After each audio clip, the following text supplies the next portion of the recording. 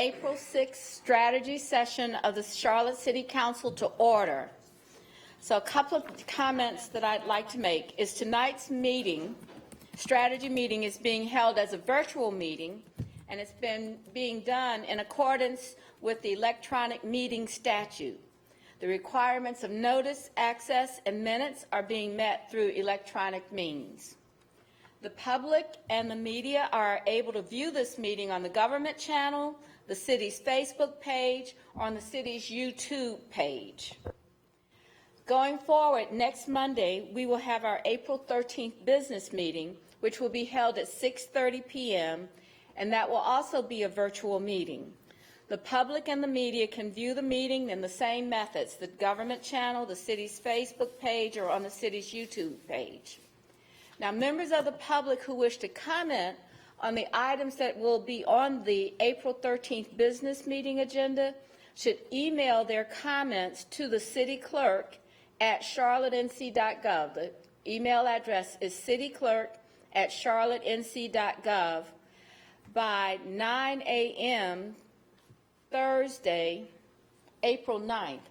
I don't think that's going to work because the agenda goes out on Thursday. I want to correct that. We'll change that time and just send the comments because the agenda will go out on for the. We're going to send it out tomorrow at 9. Okay, the agenda for the April 13th meeting will go out tomorrow. And so if you get that agenda, if you're a member of the public or our residents, please, you will be able to find that agenda on your on our website by Wednesday.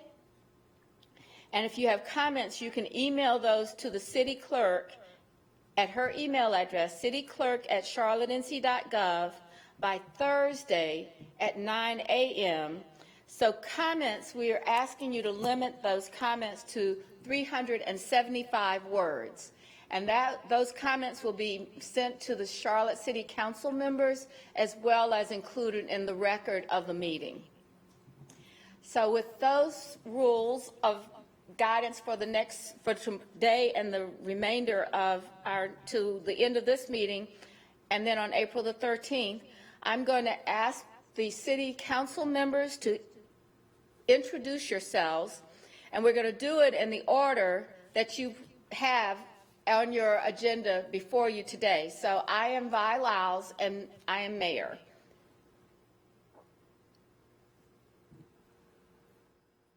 Mayor Pro Tem. This is Julie Eisel, Mayor Pro Tem and serving at large. I am Dimple Ajmera, at large. James Mitchell, at large.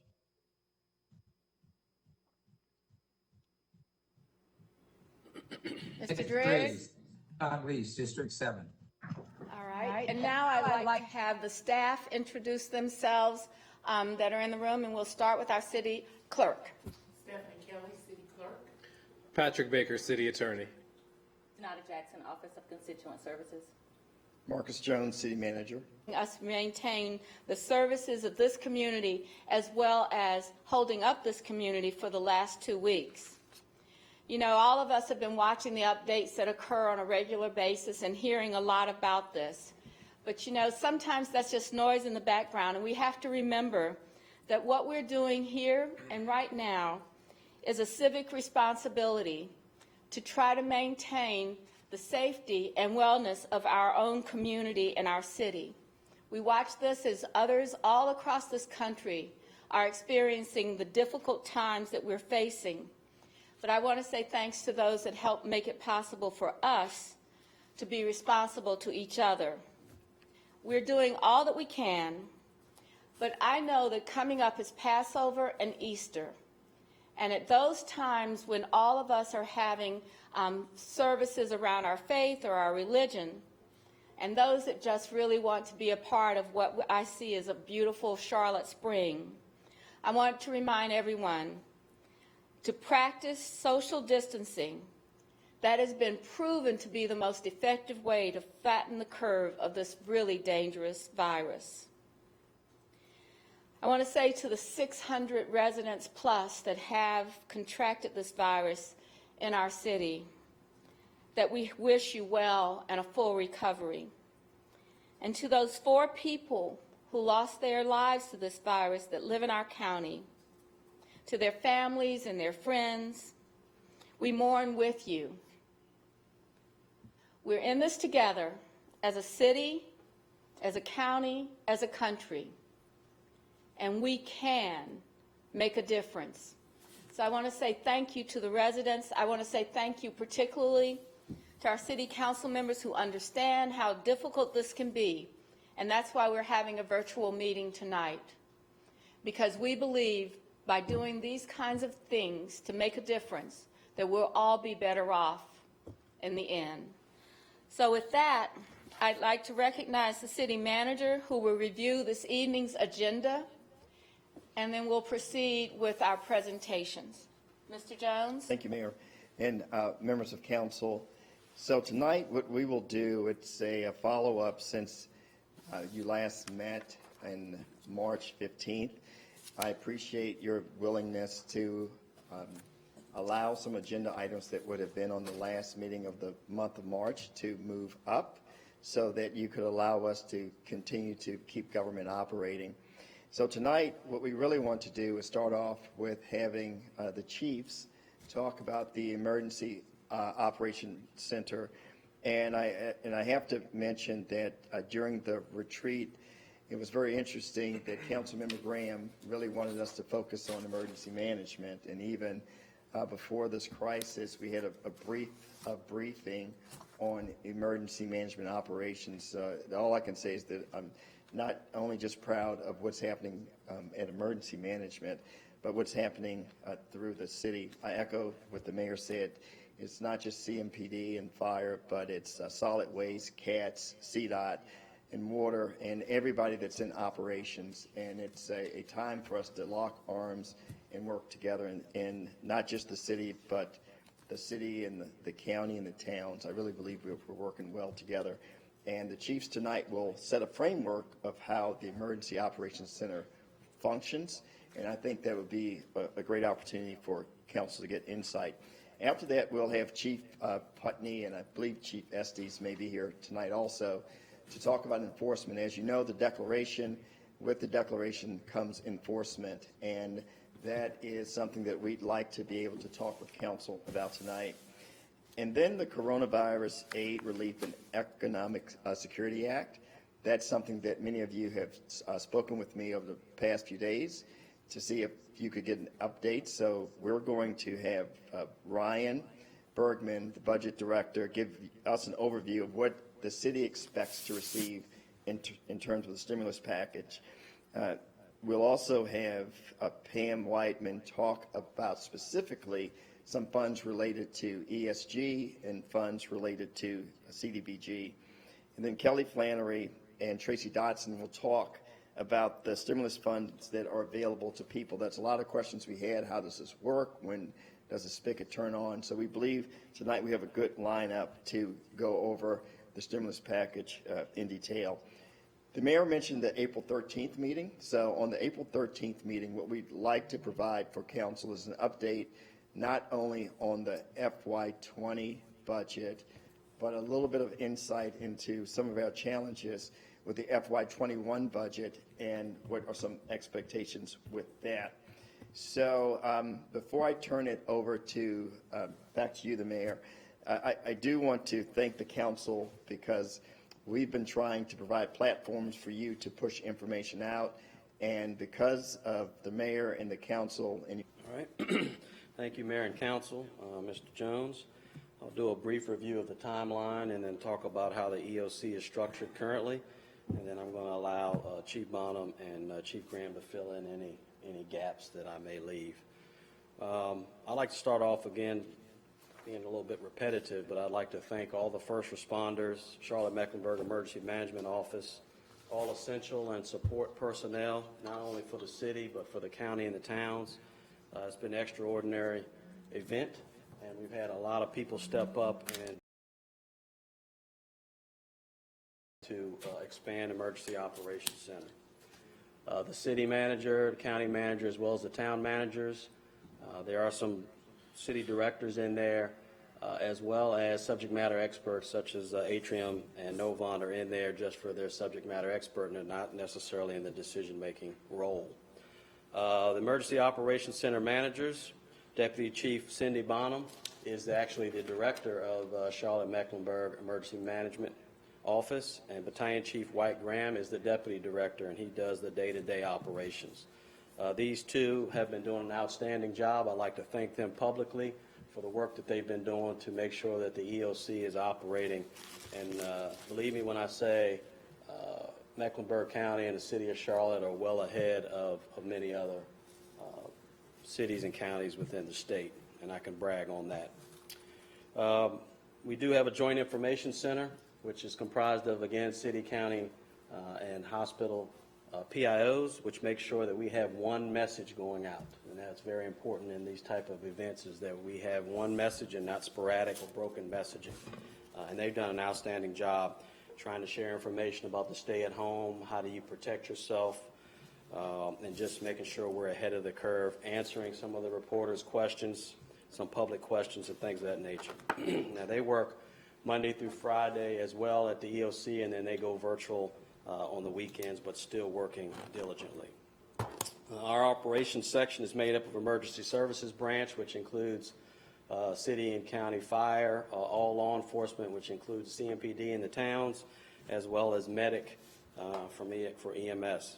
Our Human Services branch, which is probably one of the busiest, if not second busiest, which includes public health coordination, our volunteers assisting in disasters, which is a big component with for CLT, Representative Rob Kelly, I believe is his name, has been very instrumental there. We have the hospitals, we have child care for first responders and hospital personnel, and we're now starting to expand that to other essential personnel.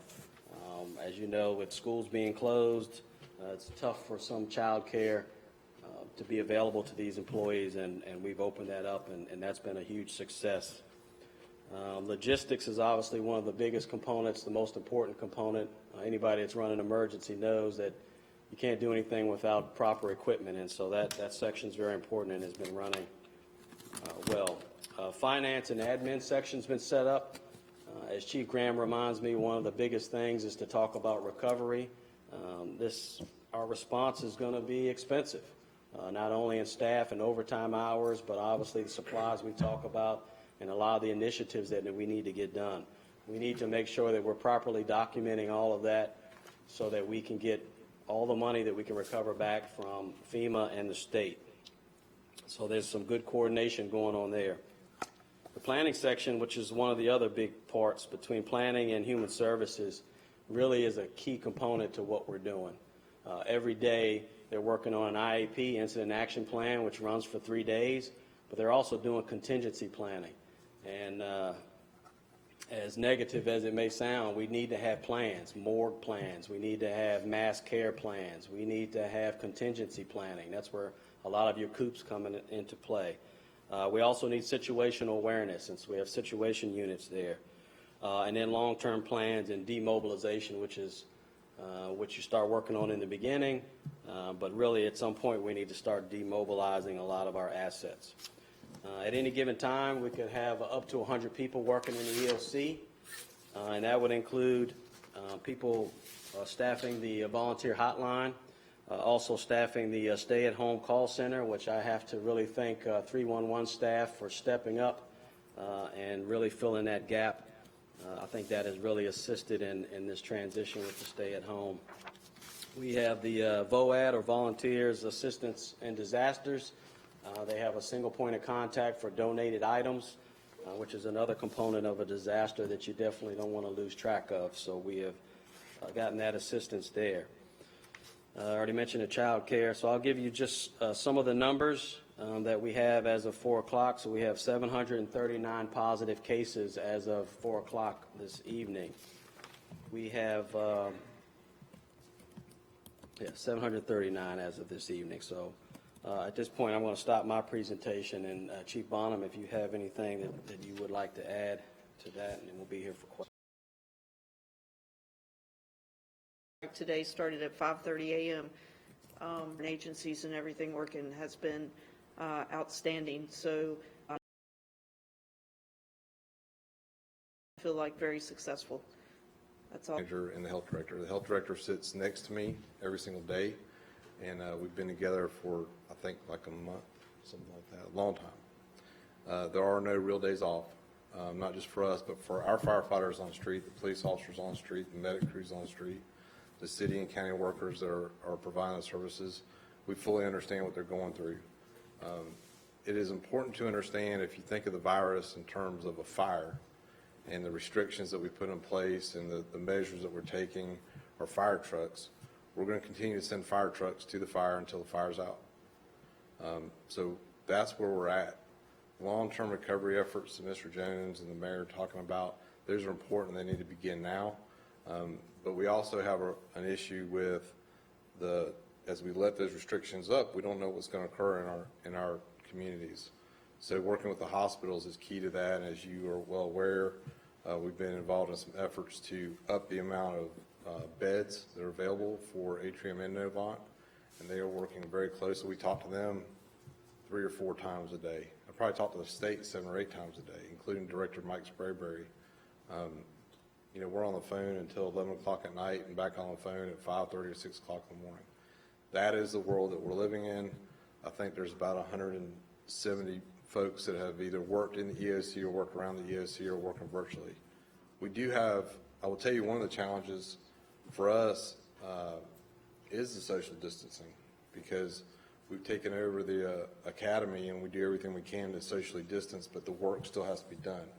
And as we see tonight, operating in a virtual world is not always the best case scenario for us to get communication done, because there's a lot that goes on in terms of interpersonal communication in our expressions, and that needs to be communicated across the board. But everybody's in it together, and it is one fight. And what I would ask of council and our leadership is to constantly send the message that if you don't need to be out, you need to be at home. And you need to ask yourself, why are you out of your house? We've got to get a hold of this. And as we all of us came to work this morning and got on the roads, you're thinking in your back of your head, you're like, where are these people going? And how are they all essential? We did have an issue that we're working with the state Department of Revenue. Businesses were sending information in to ask if they could continue to operate. And the state's stay-at-home order is different than ours, because it states if you can maintain social distancing, you can stay at home. So businesses were relying upon that to remain open. We think we've got that fixed today. We sent messaging to the state. The state sent messaging to the Department of Revenue to not issue those any further to Mecklenburg County. We're waiting to hear if that was completed or not. But that is a big part of it. And I know our council members have been busy at home doing things and working on messaging. And, I think I even saw some karaoke going on. So that's good. And we need to continue doing that. And I've seen some radio shows or podcasts that are out there talking about what we do. But the city is a huge part of this. And emergency management, as we all know, falls to the city, but is a function of the county. And Mr. Jones is on a phone call every morning with the other city and county managers, and they have open discussion, and they rely upon subject matter experts from emergency management. Chief Estes with CMPD, our hospitals, our sheriff is on there, our superintendent of schools, and they're on there every single day, and they're having these conversations. And I said it this morning, this is slightly different than a tornado where emergency management has to make the calls right then to do certain things. We have time to talk about the actions that we're going to take and the implications. We understand where we are, but we have to continue down that road, because it is not going to be over until we can stop the virus. So we have some questions. I want to recognize Councilmember Graham. Mr. Graham? I did not have a question. Okay. Mr. Eggleston? That was earlier. Plan would be to send those people back to their normal day-to-day work. So it's demobilizing resources such as personnel or anything else that we may have deployed out into the field. Mr. Jones, how do we discern from a city operations perspective? How do we discern when we have to send emergency services and the work of kind of fire and CNPD? While we have an emergency response, we also have the day-to-day business of the city. While both are taken from limited resources. So are we able to kind of create a line where we don't have to go through there? We can kind of deal with the responsibilities of the city amongst ourselves, or is literally everything going up through the EOC? No, if the question is just the day-to-day operations of the city, you would channel those through me. So not everything is going through the EOC. Just operations of the city would be no different than any other day that those would come through me. All right. Then may I recognize Mr. Newton? Thank you, Madam Mayor. Chief Johnson, thank you for that report. Do we have a number? You had mentioned the number of cases. Do we know how that's increased over time? And do we have a number for how many folks we've lost up to date? So there is modeling going on. Typically, the hospitals are doing that modeling. And if you're talking about the number of fatalities in this county, the number is 6, and I believe they were investigating a possible 7th that has yet to be determined. I thank you for that information. I wanted to also ask you about our child care services. So when you had mentioned child care being provided, are you talking about our EOC folks or grander, so our first responders? And I guess more to the point and specifically, what is our child care policy for city employees? Okay, so I'll answer the first question. So our child care initially started off for first responders and medical personnel. We have to thank the county Parks and Recs personnel for stepping up and providing that, as well as the YMCA. We had an anonymous donor that donated some funds. So the YMCAs were stepping up and doing first responders as well as medical personnel at the hospitals. We took the time to review some of that information that we received as far as the capacity goes, and we were able to expand that to other essential personnel that aren't first responders for the city, county, and the towns. For example, solid waste, Charlotte Water, CDOT, CATS, the personnel that still have to work every day that we expect as essential services. They're going to be included in that going forward as long as we have the capacity to do so. And I think Chief Graham wanted to comment a little bit more about the numbers or the modeling, if you don't mind. Yes, sir. So today was the highest day we've had. The health director told us that as we were walking out the door, and she wanted to make sure that was kind of pushed forward. The second part of that is numbers over the weekends, whether it's a Saturday or Sunday, are not as accurate as they are during the week. And so as we've gone through this, we've seen a pretty large spike every Monday. So that might be indicative of some numbers over the weekend. Yeah. I'm happy to hear. So thank you for that information pertaining to child care services.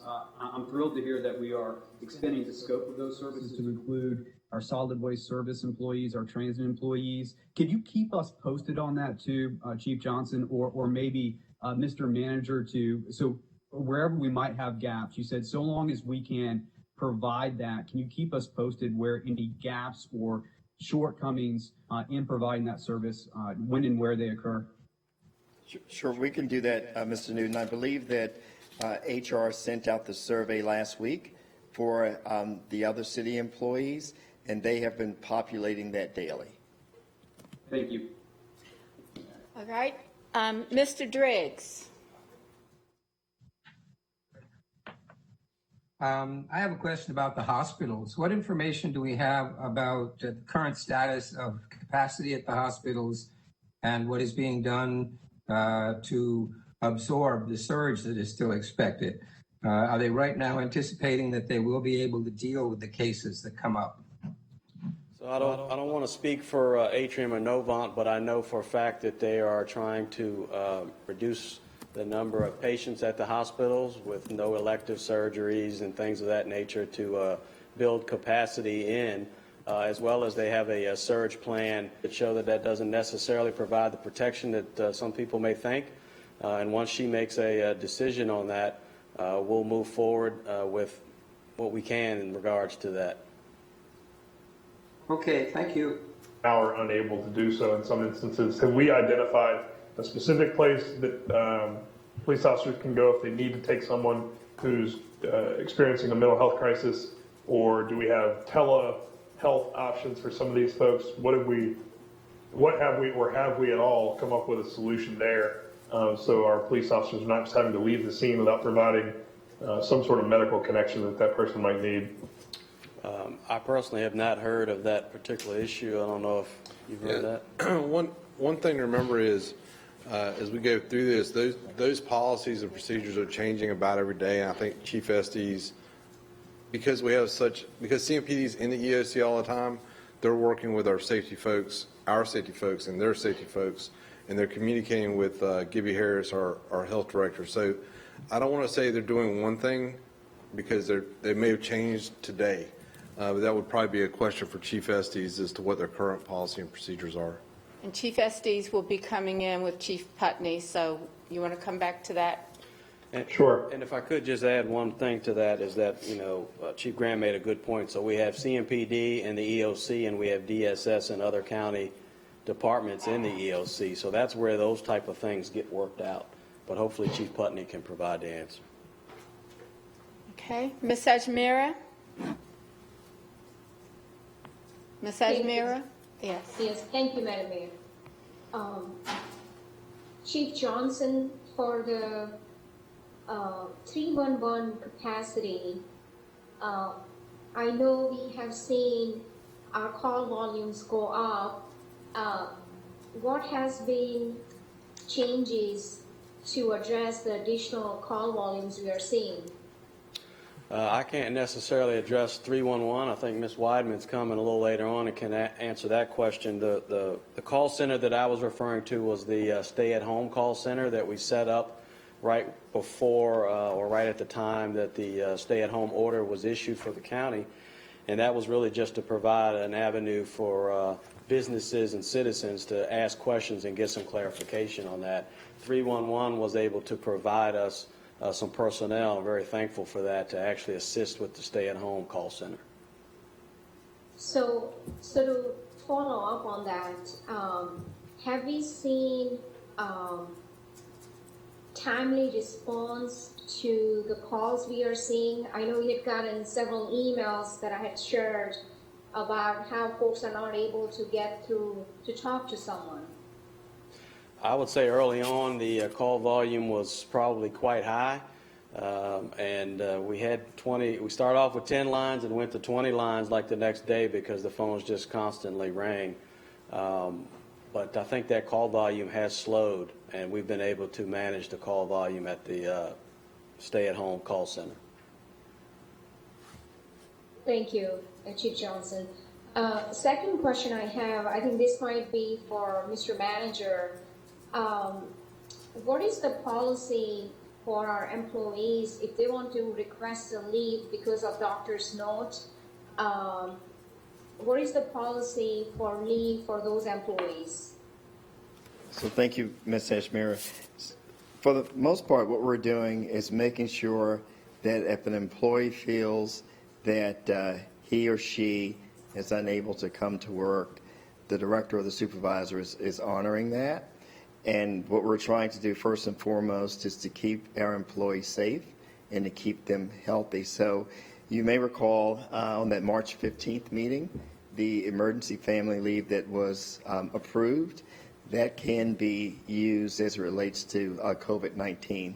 I know you had a specific request that came in last week, and we have since addressed that request. Thank you, Mr. Manager. Thank you. All right, Ms. Johnson? Thank you. Do we have an estimated date that we're expecting the surge in Mecklenburg County? And if so, are there going to be special or increased enforcement or advisement for those dates? And also, if you know this information, is there a resource or a map where individuals or all of us can follow when these surges are expected throughout the nation? So what we've even learned today is that the modeling changes daily, if not by the hour, and it really just depends on the numbers. I believe we originally had a map. I'm not sure about that. I know that the state offers on their website, I believe, some information on surges just for the state itself. So there's some other information at the state websites too, I believe. Okay. Mr. Winston? Those facilities. So the county's made great strides and rented, or leased, I should say, a hotel room for the homeless population so that we can increase social distancing. So we have at least 142 personnel in that hotel, realizing that there is still a shortage of sheltering, and so that we're reaching out to our faith-based organizations to see if they can help us with a room at the inn style assistance. The camps themselves really don't meet what you would require at that level, which includes security, the ability to feed them, and has social services, just because it's an environment that you can't control. That's why the room in the inn style of assistance is preferred. Understood that is preferred, but there are still tent camps. You go to North College Street right now, behind the Urban Ministries. The tents are pretty tightly together. I know that we have been doing actions in the past couple weeks of clearing tent camps, and that is part of the reason for that kind of grouping together. Have we changed our guidance on what we are supposed to be doing as it relates to tearing down tent camps or anything like that? So let's talk a little bit about the CDC recommendation for such camps is not to break the camps up, only because then what you'll do is you'll start to spread the possibility of personnel or persons that we don't have true tests into the community. Now, we can talk about personal property, which I think is a little bit different. If an encampment's on personal property, and I don't want to speak for Chief Putney, he'll be in here in a little bit and can speak to this, but if it's on personal property and the property owner does not want the camp on their property, then law enforcement will have to be contacted. But that's not an EOC stance on that. But that's what I'm asking. What is the EOC stance on breaking up homeless camps, even those that are regardless of the property? That's a law enforcement requirement. That's why I'm saying the EOC doesn't necessarily have a stance on it. Councilmember Winston, it's Marcus. One of the things I'd like to do is help address that question when after Chief Putney comes in and talks a bit about enforcement, but also Pam Whiteman is going to come in and talk a bit about federal stimulus funds that are specifically earmarked for the homeless population. So I'd like to get the full conversation going to answer your question.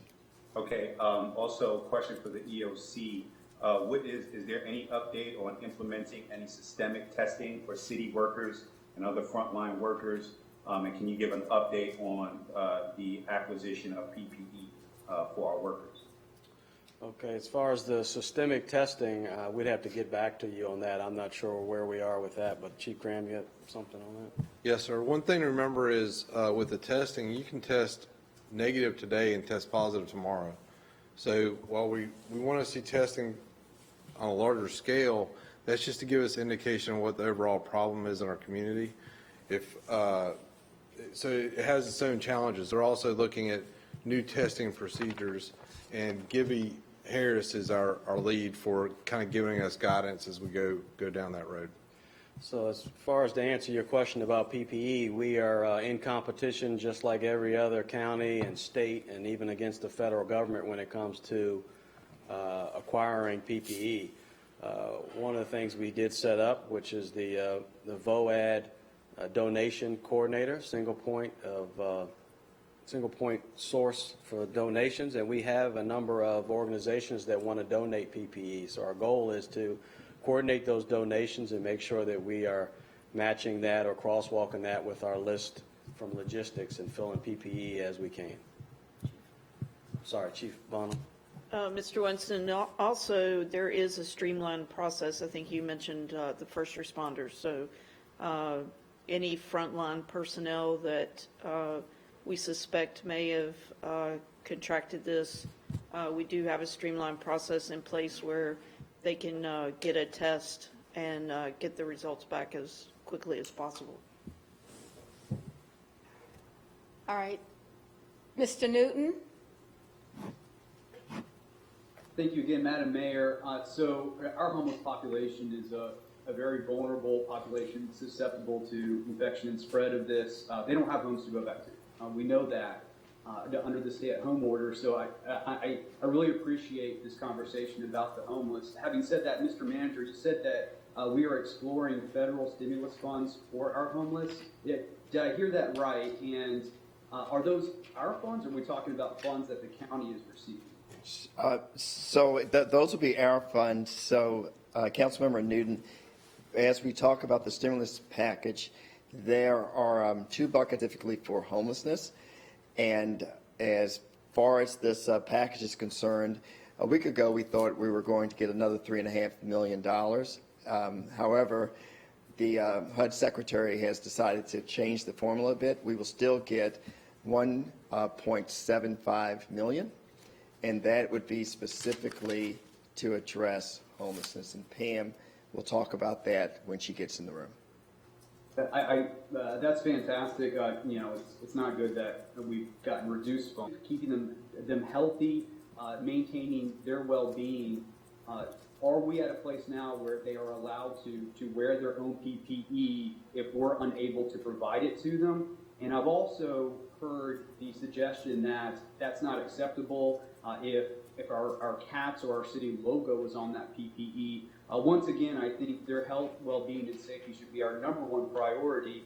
And I want to see if there's any comment on that. So are they able to wear their own? And do we have restrictions on their ability to wear their own if there are these logos, especially in a time like this where protection is paramount? Councilmember Newton, just confirmed from our HR director that the employees are allowed to wear their own. Can I just add to that, Mr. Jones, if you don't Are there mind? limitations on that? So, I mean, are we putting any, this idea of logos being on it, that's limited in nature, and if they don't have any other options, I think we should encourage them to wear whatever they're able to wear. I think the ramifications, too, from the standpoint of employees being scared to show up to work, right, if they don't have the proper protection, and us, having to pay additional overtime as well. So, I mean, this is much more comprehensive, but first and foremost, it is their health, well-being, and safety that's important, and we need to, prioritize as #1. If I could just comment, I'm not going to comment on the logos, but I will comment on employees being able to wear whatever type of mask they want, only because there's certain masks, like your N95, I know we've heard that quite a bit over the past month or so. Those require fit testing, and we as an employer have to make sure that the employee is properly fit tested, or that's a violation of OSHA. And so those are some of the things that we've talked about, I know, as directors, to try to make sure that we're getting the appropriate PPE for them. Again, I mentioned the single source volunteers. I know that we're out trying to purchase PPE. I could tell you at a state level, and Chief Graham and Chief Bonham can jump in here if they want, but at the state level, the focus right now is on first responders and hospital workers. So our goal is to try to use the donated PPE to address any gaps that we may have for city, town, and county essential workers that don't fall into that category. Chief Graham. Yeah, I want to make sure you understand that it's acute care workers in particular, and then our EMS or our first responders are running EMS. So the federal government is depleted. The supply chain is broken for personal protective equipment. The state is struggling to get additional personal protective equipment in any large quantities or even small quantities. It will get fixed, but this time we're even having to tell law enforcement that we don't have as much, very limited supplies, And some of the procedures that where we would normally, what they call burn rate on PPE, burn through a much larger amount because those are our standard operating guidelines. We've had to change those in order to minimize the impact on the PPE. It will get better, and we're seeing that day to day, but it's a problem. It's not a problem that's unique to Charlotte or Mecklenburg County. It's a problem that's across the nation. So I think it's important that we expand our channels for procurement.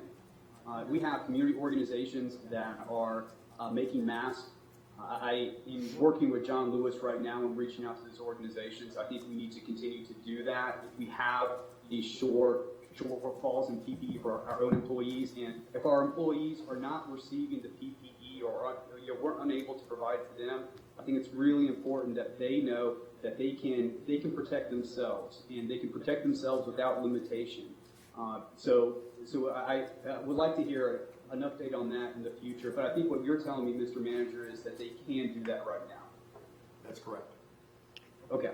So, Mr. Newton, if you have any specific examples that the manager needs to address, would you just email those to him so that we can make sure that people, sometimes the memo goes out, but not everybody gets to read it, and so we don't want to have any misperceptions about their ability to wear personal equipment. So thank you.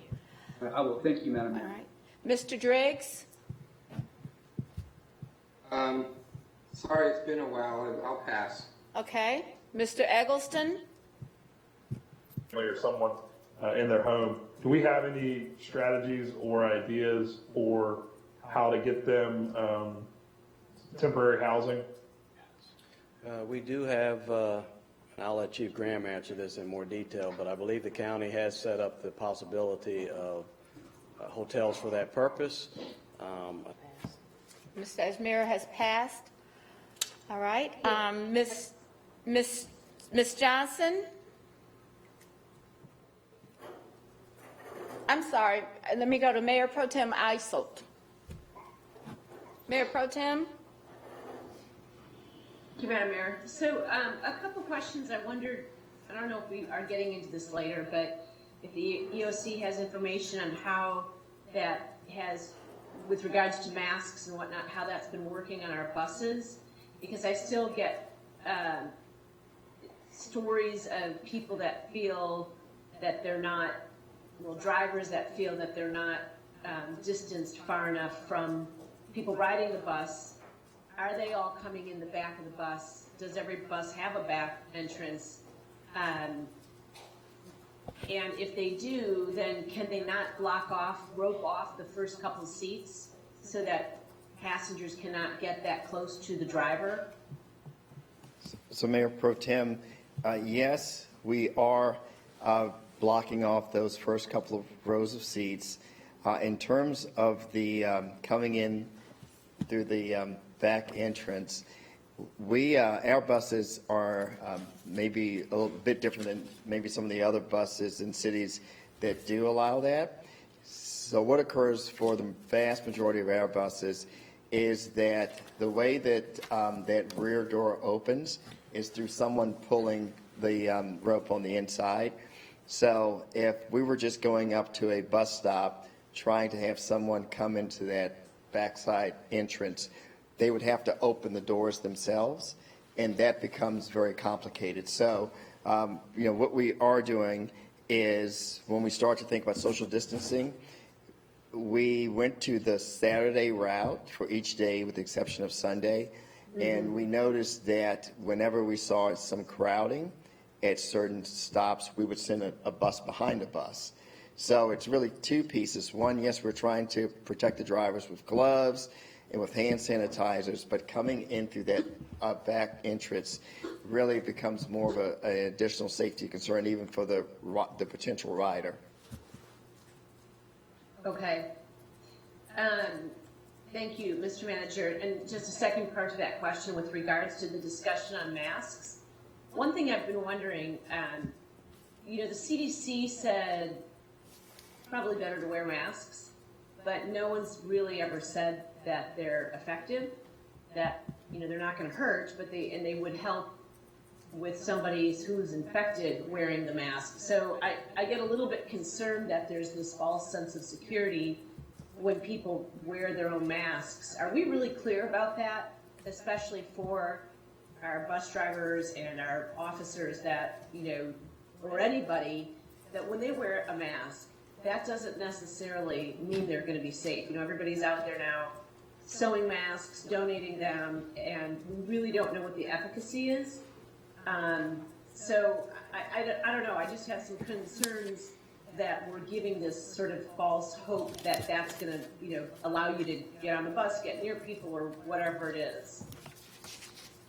I would agree with that 100%, and I think that's part of the education that we need to have with our employees, just exactly what type of mask is beneficial for the purposes you're talking about to protect the employee versus actually protect other people from you. And that's kind of what the CDC just recommended the other day. Okay, thank you. Ms. Johnson? We all seem to have quite a few questions regarding the tax drivers because we are receiving dozens of emails from the drivers and their families with expressed concerns. Is there a strategy or a plan of making modifications if we're not able to get the PPE for these bus drivers, or how we're protecting them? I know that we've had numerous conversations offline, but are these being communicated to the drivers and to the public, such as the back door? We thought for a while that individuals were going through the back door. So how are we keeping the public advised of what these changes are? For example, if someone is sick or exhibiting symptoms when they're on the bus, do the bus drivers have the ability to let someone off or work well? We're continuing to look for protective gear for all of our employees, including the CATS drivers, and that's where we are. We are, I don't think, much different than many cities across the country in trying to get the mask, and we're going to continue to push hard to. Drivers, I said this is a national issue. I feel across other cities, and you've seen the buses, and we need guidance as much as we can, just like we're following the guidance of the CDC. That would be very helpful, but unfortunately, we don't have that yet. So, Ms. Johnson, did you have another question? All right, Mr. Winston? Yes, but it's for the chiefs. Our UASI funds were on the legislative agenda that we were never able to present. For those that don't know, they're federal funds that help us in our area disaster relief that extends outside of Mecklenburg County. We were denied those funds by the federal government, kind of to our surprise. I think it was last year. But is there any noticeable shortcomings in the EOC regarding the lack of those funds during this crisis? And how does that how does our position extend outside of Mecklenburg County in terms of our emergency response? Well, first of all, I was advised, I think I was with Mr. Jones when I found out you guys were coming back and not able to hold your session, in particular UASI, because I was very much looking forward to your discussions in DC and following what you were doing up there. And thank you for what you were able to accomplish and representing our great city and county. The UASI funds, because they are tied to terrorism, there's always things, because we look at an all hazards approach. So when we buy major capital improvements with the UASI funds, they're able to help us in our other disasters, and that's across the board, regardless of where we get those funds from. We're pretty early into this, so I can't say one way or another whether we will or we will not benefit from those funds in regards to this event. What I will say is there's a new emergency operations center under construction, and UASI funds that we did receive are part of those construction costs. And so we're very grateful to have those, and Mr. Jones and the city were able to come up with the actual construction costs, and the UASI grant will pay for the technology of the retrofit. It's about a $1.6 million upgrade. So sometime in June, we will transition from our current emergency operations center to the new emergency operations center. And when we do, we think we'll, as far as technology goes and situational awareness, see a huge uptick in what we're able to do. So thank you for what council has done in terms of UASI, and keep digging, because the fight's not over. We need those funds back. It's a huge benefit to the city and to the county.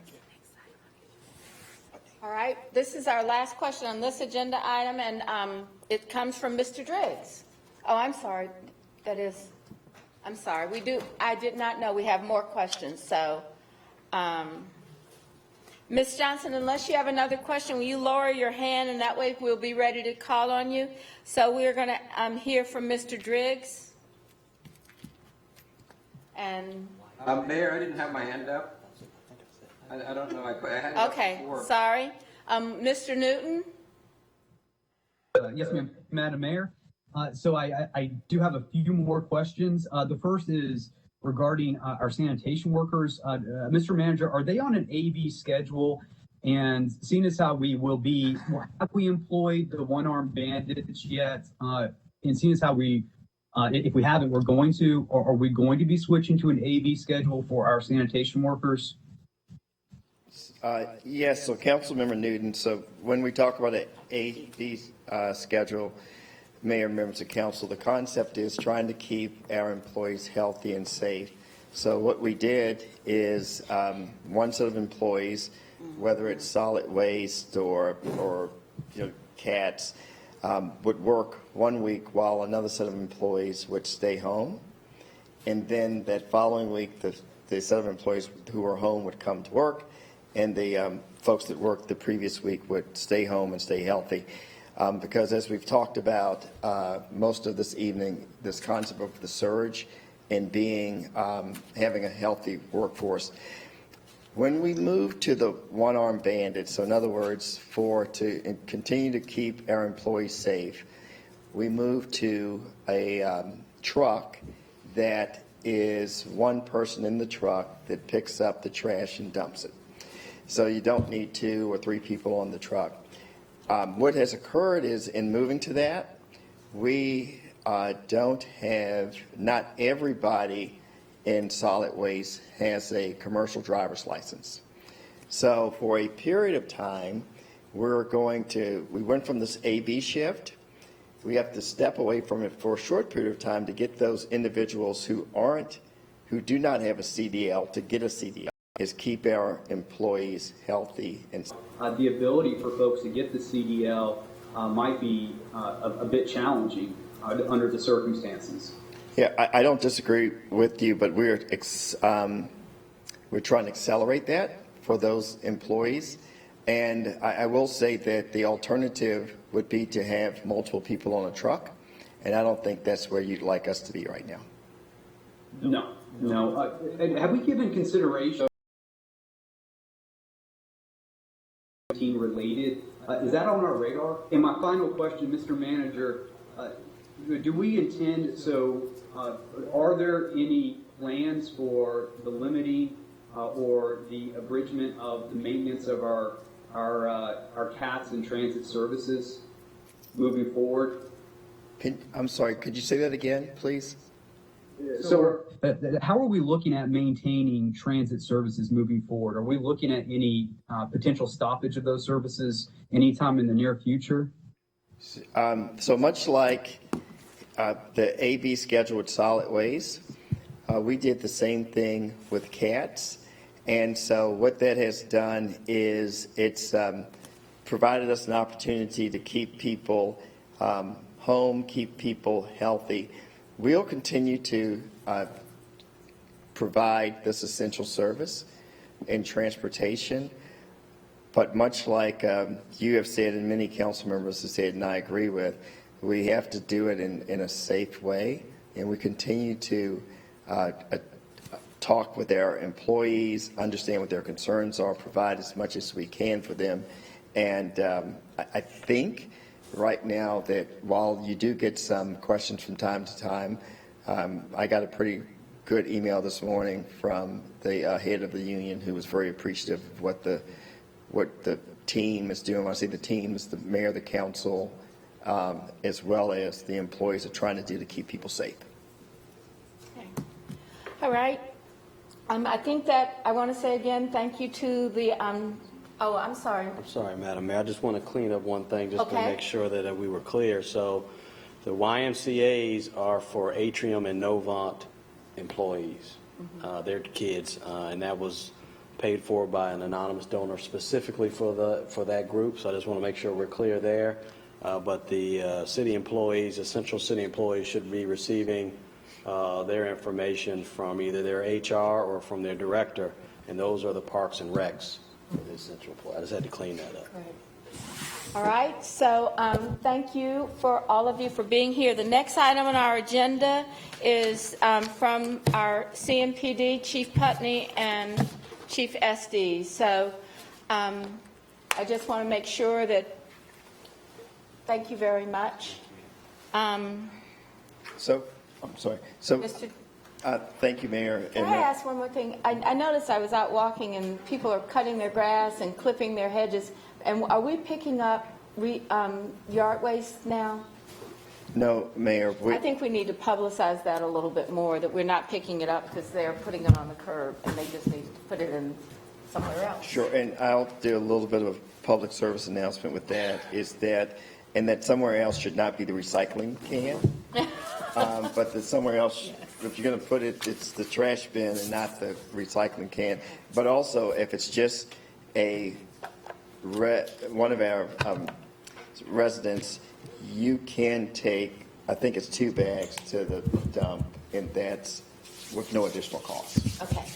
Just a reminder to all of our residents that we're not doing yard waste pickup. You can put it into the gray can, and that you can take it to one of the county's waste facilities as well. But please look to see what they accept. All right, Mr. Jones? So, Mayor, before I turn it over to both the chiefs, I think it was important to note that as we move people in, we are wiping down the desk and the chairs and things of that nature. So I appreciate both of our chiefs being here today. All right, Chief Putney, you want to start us off? Yes, ma'am. Good afternoon. Just wanted to give a brief update around enforcement efforts regarding the proclamation, and then Estes, who is our representative for the police at the Emergency Operations Center, the EOC, will talk specifically about PPE for our people and give a little bit more detail of the day-to-day operations. First of all, we are the agency responsible for the enforcement of the declaration, as everybody knows. So far, about 1,400 reports have come through in various forms, be it 311, the web or city app, about issues regarding the enforcement thereof. We vet those through the EOC, and then we respond with the proper agency. Obviously, our goal is always to get cooperation. And again, I'm proud of this community because the vast majority of the time, that's exactly what we see. However, our role is to enforce, and this weekend we did have an increase in those efforts. There's no surprise that the Women's Clinic on Latrobe Drive was a focus for us. Nobody celebrates all of the members of the community who do it right. It's those who take a stand and challenge and refuse to cooperate that get all the airtime, and that was no exception for this weekend. We had about 50 demonstrators show up as we move forward. People are passionate about their intent sometimes to violate, even in situations like this with the pandemic, and we're going to be just as passionate about enforcing the law to make sure our city is safe. We also have an additional citation. It was a massage parlor. I think as we move forward, it's again, this is a difficult situation to be in with enforcement because it's a new declaration. We're learning as we move forward. We're trying to get as much cooperation as we can and protect the city. So to our community members who are refusing to comply with these orders, you should expect some additional restrictions potentially regarding the parks. I can't speak for the county, but if they do, again, we're going to continue to work to have people abide by those additional restrictions if and when they come. I want to also turn it over to Chief Estes. We've been talking a lot about PPE. I'll have to give credit to our Charlotte-Mecklenburg Police Foundation as well. They're looking to spend some money to support us as first responders in that effort too. So everybody and anybody who's looking to assist, they are stepping forward as well, looking to fund and help us get, hopefully, priority on getting some more PPE for our people so that we can protect them even better. Yes. Good evening. Just a couple of points I'd like to make about this. First is that we're just as passionate about protecting our employees as we are about protecting the public. We have, from the very beginning, ensured that every officer that went into the field on patrol had the appropriate PPE, and when they used it, we replenished that at the end of the shift, before the next shift started. So we're very cognizant of their safety and well-being. To that end, currently today we have 28 that are employees that are out total. That includes 3 positive, that's 2 sworn, 1 non-sworn employee, and then we've had 34 that we've had out that has since returned to work that we took out on precautionary measures. We're very conservative in our approach to our officers. If someone is sick, if they're not feeling well, if they have any indication, we go ahead and place them out of work to ensure that they are taken care of and their families first.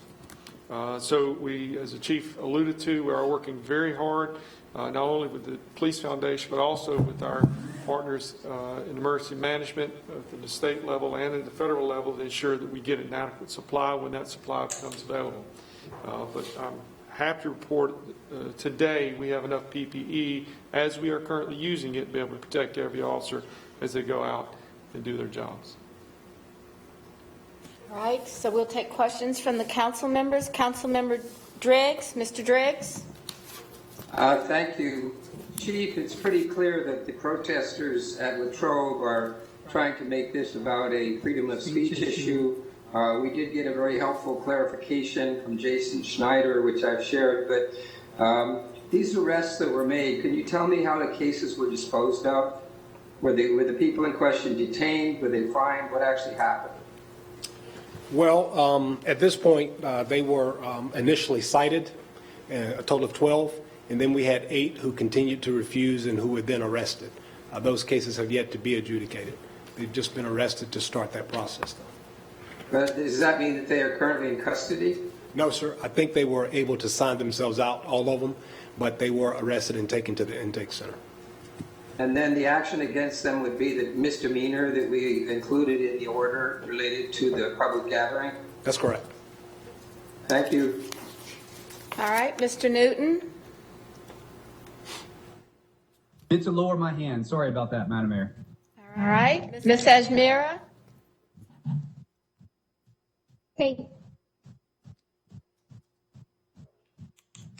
Thank you, Madam Mayor.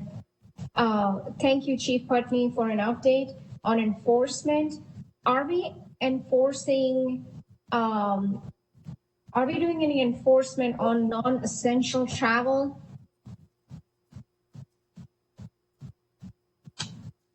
Non-essential travel? Yes. No, ma'am. Right now, as you know, people can still go to the grocery store. So what we're not going to be doing is proactively doing traffic checkpoints because that we think is a bit too intrusive for what we need right now.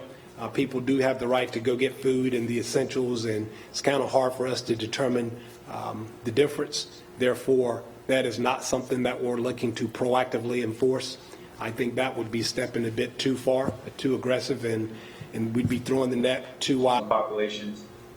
There's, obviously we have the law enforcement duties on private property, but we also have guidance from the CDC on this pandemic.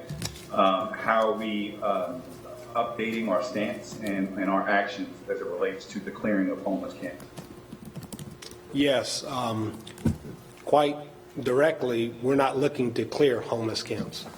What we are doing is, as you mentioned, if we get a private property owner who wants people moved, we've had a few of those, we go out. About how law enforcement personnel and the effect of COVID has on workforces.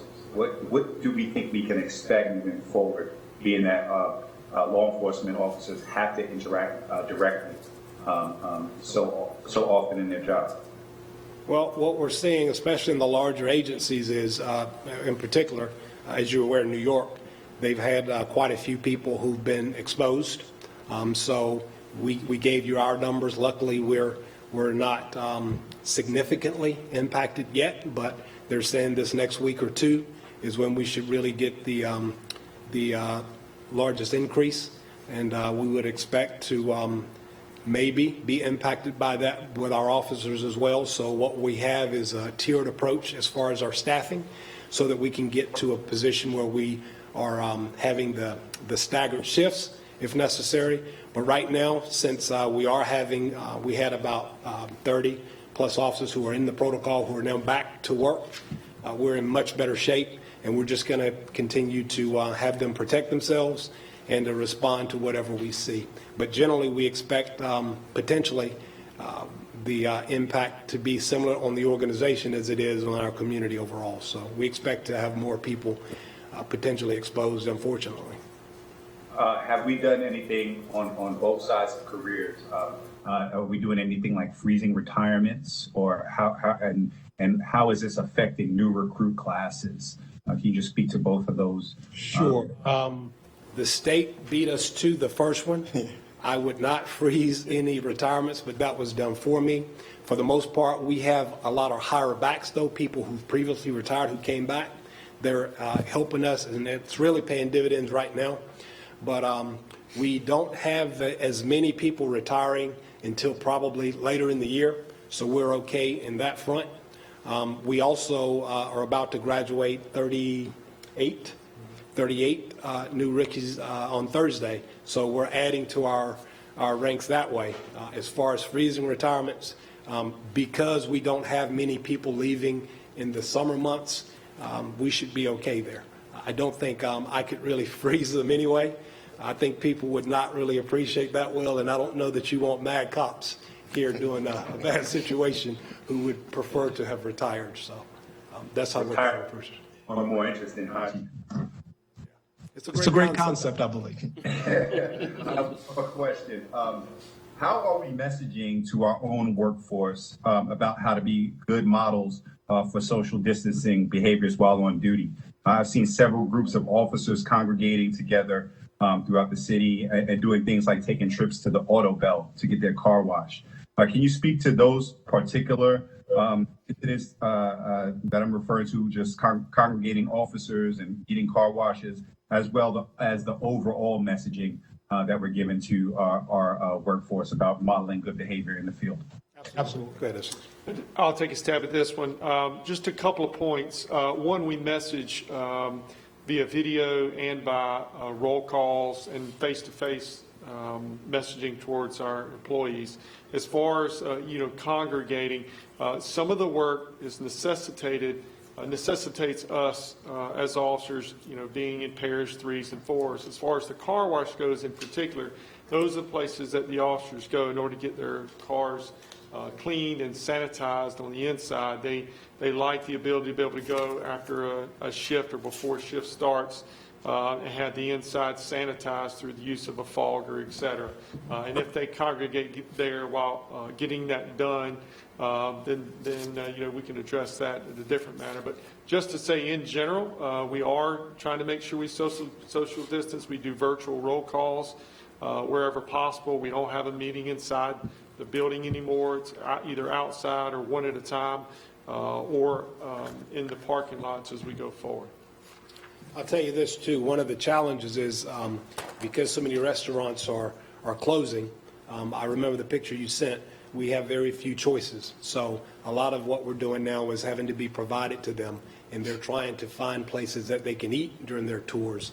And that would be a part of while we're talking about social distancing, even at the few places that they can find to eat. So I remember that picture, and we are communicating with our people about social distancing for sure. All right, Mr. Bakari? Yes, thank you, Madam Mayor. Ask a question later, but is there anything you feel like you need right now from us that you're not getting? Well, again, I want to be balanced in my response because the vast majority of people are doing what they've been asked, and they're abiding by the declaration. Unfortunately, though, crime is not taking a vacation right now. Crime is not adhering to this declaration, and our people are going to be in harm's way. And I keep hearing that even more. I think you ought to be baking cookies for your fire and police officers right now. So let's make sure that they understand that we really do appreciate them in more ways than one. All right. I don't have any other questions for CMPD. So, Mr. Jones, will we go next to? Yes. Oh, I'm sorry, Ms. Johnson. We just saw that your hand was raised. Ms. Johnson? Yes, can you hear me? Yes, ma'am. Yes, thank you, Chief, for the work that CMPD is doing, and thanks to all the city workers. My question, because we keep talking about PPE, there's some technology that I've read about to disinfect and be able to reuse PPE. Is that an option that the city would consider, and is that something that's approved nationally? It's been explored through the public health director. We got to follow her guidelines and her recommendations. That is something that I was just told today that is being explored. And once we get clearance there, we can act accordingly. All right. So with that, thank you very much. Do we have, we're ready to go to housing? Yes, What's Mayor. next? So we're ready to start talking about the stimulus package. And I do need to make one correction, Mayor. Rodney Jameson, who does solid waste, made it very clear that no yard waste. It shouldn't be in the recycling bin or the trash can. Okay. Because we'll get fined $1,000. Okay, we do not want anyone, we don't want anyone to make us have to pay $1,000. So yard waste has to go back somewhere until we start recollecting again, or take it to one of the solid waste sites managed by the disposal sites managed by the county. So no yard waste in the gray can or the green can. And if it's sitting on the curb, you might want to take it back somewhere else. It's called a mulch pile, folks, mulch pile. All right, that's true. Composting. There we go. All right. So, Mr. Jones, do you want to introduce this? Yes, thank you, Mayor, and members of council. So last week when we were having some discussions, there was a desire to get a better understanding of the stimulus package. So this next segment, we're really going to roll two segments into one and talk a bit about the stimulus package, one as it relates to funds that will come to the city. And Ryan Bergman will talk about the funds that will come to the city, whether it's CATS or the airport or CDBG, as we mentioned earlier. And then we're going to have our CFO, Kelly Flannery, and Tracy Dotson come in and talk about those stimulus dollars that will flow to our residents. And that's really some of the things that have been discussed, like the small business loan, SBA loans, and things of that nature. So this is just level setting for the council. And with that said, I will turn it over to Ryan. Okay. Good evening, Mayor and Council. I'm Ryan Bergman, the Strategy and Budget Director. So my staff has spent the last couple of weeks trying to go through this CARES Act, which has been referred to as the stimulus. We've been working closely with Dana Fenton to solve some of our questions, some of our problems. And we think we can talk tonight at a very high level about some of the things that will affect the city specifically before, as the manager said, we go into some of the things that affect citizens a little bit more. One of the overarching themes here, and it's maybe a bit of a misconception, the act itself it allocates money for a purpose, but most of the allocations come with strings attached where the actual formula to allocate the funds and the regulations for the program don't come until later when the responsible federal department provides guidance. So we're trying to learn as much as we can, but we are kind of in a time frame where we know some of these allocations, but we don't know some of the others. And then additionally, we have good estimates of what the funds can be used for, but they're not final yet. And as the manager said earlier, when referencing the Emergency Solutions Grant, until it's finalized, you can't really count on the allocation. So I'm going to talk a little bit about 6 things. The first one I'll talk about is maybe the biggest program. It's called the Coronavirus Relief Fund. It is for local governments to draw down. If you do know is that the fund will cover extra costs through calendar year 2020. So it's not just this fiscal year. Unfortunately, early indications are that it will not replace lost revenue. So this is entirely on the expenditure side for us. We're expecting formal finalized guidance April 13th, and the funding is expected to be available at the end of the month from that. But like I said, until we get the finalized guidance, just to let you know, CATS has about a $170 million annual operating budget.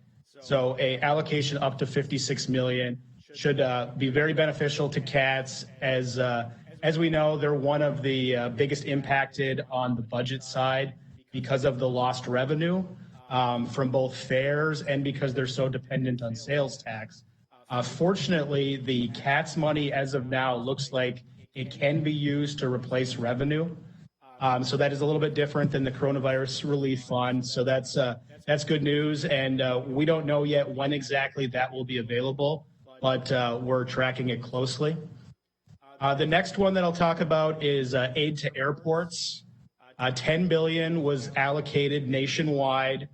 There's going to be an allocation formula yet to be finalized that includes employment, debt, and then liquidity of the airport.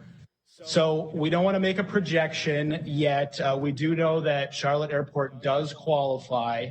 The only thing it needs to do is to ensure that it maintains at least 90% of its direct employees. That would be City of Charlotte employees, which it certainly has. And the funds can be used for any expense that a normal airport can be used for. So this isn't quite as specific as the Coronavirus Relief Fund. This can be used to pay debt service or things of that nature. So aviation has indicated to us that their first priority will be cash flow on ongoing capital projects. The next one I'll talk about is it's a smaller one from the Bureau of Justice Assistance. $186 million is available for law enforcement agencies nationwide. The City of Charlotte has received an allocation of up to $1.8 million. I know that CMPD has already met on how to best utilize those funds, but they're to be used for projects to prevent, prepare, and respond to coronavirus as well. The final 2 ones I'll talk about, I'll just talk at a real high level because then I'll turn it over to Pam, who's here. It's Community Development Block Grants and Emergency Solutions Grant. So I'll start with CDBG. So there's $5 billion total nationally. The first $2 billion will be dispersed on our normal formula basis. So like the manager said earlier, we will receive about $3.5 million. So I also want to note that the other $3 billion has yet to be determined. The HUD secretary and the states will have a say in that. So while I can't say it's probable, I can say that there is a possibility that the 3.5 million goes up. And of course, we will do everything within our power to try to get additional funds for that. The funds are expected to be available in late April, according to federal guidance, and it can be used for any normal CDBG activities that can help with responding to COVID. The Emergency Solutions Grant, as the manager mentioned, we had initially thought this would be $3.5 million. However, the HUD secretary retained a portion of it to distribute later on a different formula. So it's a similar thing. We will get at least 1.7 million. It's possible that we could get more depending on that future allocation. And then similar to CDBG, funds are also expected in late April. So with these two specifically, CDBG and Emergency Solutions, we have a formal allocation that we're getting.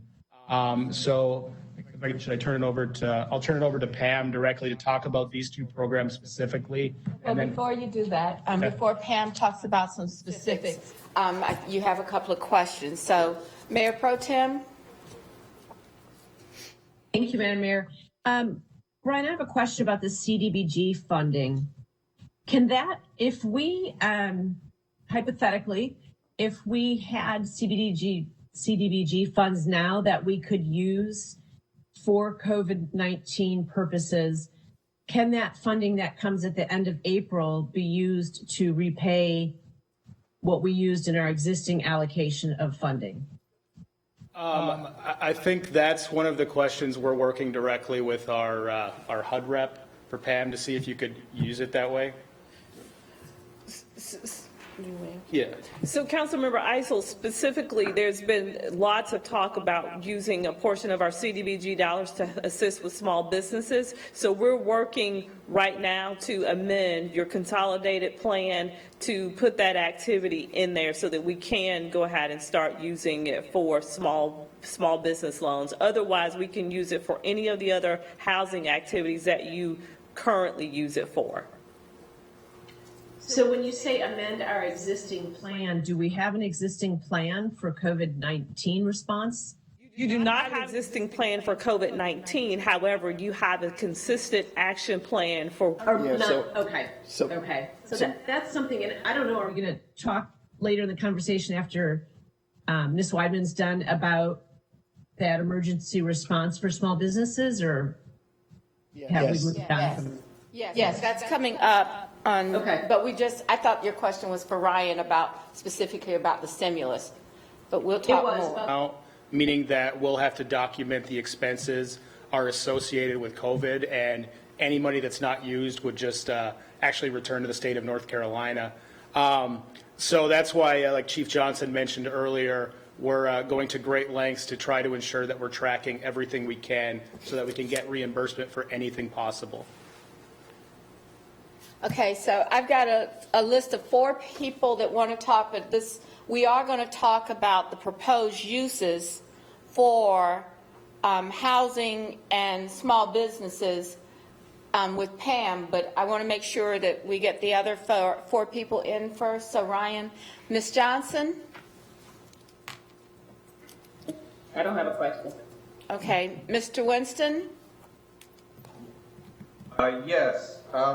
Actually, to the Mayor Pro Tem's line of question, this might be for you, Mayor. What is our plan to meet and talk about all of those plans and policies that we are going to need to adjust in relation to our COVID-19 response? How are we thinking that we're going to set up all of this business and kind of scrubbing of all the things that we already have going on to make those adjustments? So the remainder of this meeting will be on those topics, and then we would take action if council is prepared to take action next Monday to do this. Okay. I have a question for Ryan. You mentioned the airport. What are the resources that are presented or that we have, whether it be from the stimulus or in our own accounting? What are those resources that we have to offer support for airport workers that are not directly Charlotte City employees or are employees of the airlines? You know, we know that a lot of jobs are contract workers like janitors, food service, and other operations that support airport activities. Are they included in those relief bills? Or are we having to figure out different options for those class of workers? So I can tell you that the final regulations for the airport funding have not been issued. As far as what aviation has specifically, that's something that would better be answered by Mr. Cagle, that we can pass that on to him. Do we not have an opportunity to get that answer tonight? Part of the issue, Councilmember Winston, is Ryan said we don't have all of the regulations around it right now. And so as we get that, there will be more clarity. So I guess to ask it a little differently, is there anything currently being done for those workers that are not directly airline employees or City of Charlotte employees that support the airport or make it work? Is there any funding, relief funding, stimulus funding being allocated to those workers currently? Sure. So Councilmember Winston, and we struggled about how to do this last segment, but given how we have to do this virtually and people in a room. So there are two parts to this, and what Ryan started off with are those dollars that are coming into city's coffers. When Kelly and Tracy come in, they will have a more robust conversation about the stimulus dollars that end up in individuals' pockets. And so what I'd like to do is, I guess, read a little bit ahead. What we're going to do right now, so Pam's talking about basically $5.25 million that's coming in the combination for CDBG and ESG. And what Pam is going to discuss is how can we best utilize those funds to get to people. When we have Tracy and when we have Kelly in, we'll talk about stimulus dollars. We'll talk about some of our own funds and what are some opportunities to get those funds to businesses. So that's a part of the overall discussion. We were just trying to break it down first by the money that's coming into the city and then go to the money that will end up in people's hands. All right, so bring up my question later. Please, yes. All right. Okay. All right, Mr. Newton? Yes, ma'am. So am I right in understanding that we can be reimbursed or we can take not just the CDBG dollars, but also the ESG dollars and apply them to the need that we see occurring in our community today, with the understanding that they will be reimbursed just like the CDBG? No, there's no reimbursement. This is new money coming in for those purposes, but there's no reimbursement. Reimbursement will apply to expenses that the city made to respond specifically to the virus, like the EOC and overtime to police officers and people like that. The CDBG, do we have a good projection, Ryan, on what shortfalls we might experience with a loss in sales tax revenue and increased expenditures over the coming months? FY 2020 for Charlotte and be able to present to the council on Monday.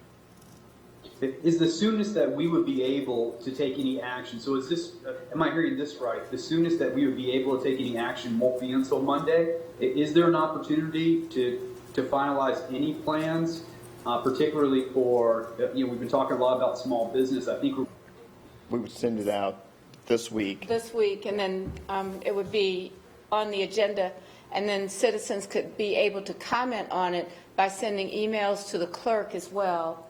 So that was one thing, but we would have to have a unanimous vote of the council to put something on this agenda tonight. So that's just up to the council if we have unanimous something that we want to do. Okay? Is that responsive? Would it be a majority vote to put something on an agenda between now and next Monday? No, I think either the manager or I could put something on the agenda for Monday. And perfectly willing to do that. But I'm saying in between. Yeah, I think he's asking for us to basically make a new agenda, like have another meeting between now and then.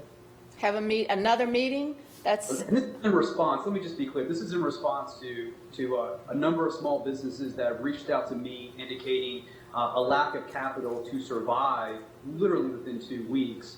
And that being the case, I don't know. I think we'll probably hear from Tracy a little bit later on about some of the plans for for the process of getting Right. funds into the hands of our small businesses locally. But if that's the case, understanding that there is going to be a process, it's not going to happen overnight. Even after we pass this, the ability for small businesses to come in, access those funds, I think there's a tremendous need to move at least that portion of it forward as soon as possible.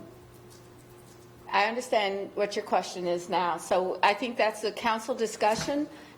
Certainly, we can have that. We're going to hear, after we hear from Tracy and Kelly at the agenda, we can have that discussion, okay? Did you have anything else, Mr. Newton? No, ma'am. All right, Mr. Driggs. Ryan, I just wanted to clarify on the CDBG. You said there was $5 million in this package. Is all of that in addition to CDGB money that we've been getting? Correct. So typically we get about 6, so this is an additional 3.5. Right, and it's to be used broadly for the same purposes as the CDG money that we get regularly, but in the context of the virus, right? Correct. And when do we actually expect to get the cash? I mean, are we going to go ahead and start dispersing funds and then there's some future date at which we get money from the feds, or when will they write those checks? So the guidance we've gotten is that we can expect the funds in late April, but of course, we have no way of guaranteeing that or knowing. And on the relief fund, it's basically a cost reimbursement formula. Does that mean that there's almost like a weird incentive in there for us to go out and spend more in order to get a greater reimbursement? How do they control that? Well, that's where the up to amounts will come in. So as long as you can attach it to coronavirus, you should be able to get reimbursement for expenditures up to an amount. But we do have to wait till the final guidance to see how restrictive the expenditures will be. They have said specifically supplies, preparation, response, staffing costs will all be included. Right. So we will, of course, want to do as much as we can in that area and realize that reimbursement. Thank you. All right, Mr. Winston? Sorry, I just did not lower my hand. Okay, thank you. All right, so Ryan's given us a framework for the federal funds of what we know to date. There might be differences as things come up. And now we're going to hear from Ms. Weidman about the $3.5 million from CBDG and the emergency solution grants and her work with the community that she works with, the folks that usually fit in this area, and what she's found as an answer or response to them as a result of changes required as we tackle this virus. So, Ms. Weidman. Thank you, Madam Mayor, and good evening to the mayor again and to the council. So, as Ryan has said, I am going to talk specifically to you about 2 things tonight. I'm going to talk to you about how we propose to use our COVID stimulus dollars that are coming from emergency solutions grants and community development block grant, and then I'm going to give you a high-level update on the proposed housing trust fund proposals that we're currently evaluating now. So to start with, let me talk about the emergency solutions grant funds, our proposal there. We've developed these proposals working with our partners at the county and also working with our homeless services providers and trying to fill in the current gaps as we know them today. As has been stated, we propose to get $1.7 million from the Emergency Solutions Fund. We did get that letter today from HUD, so we feel really good about that.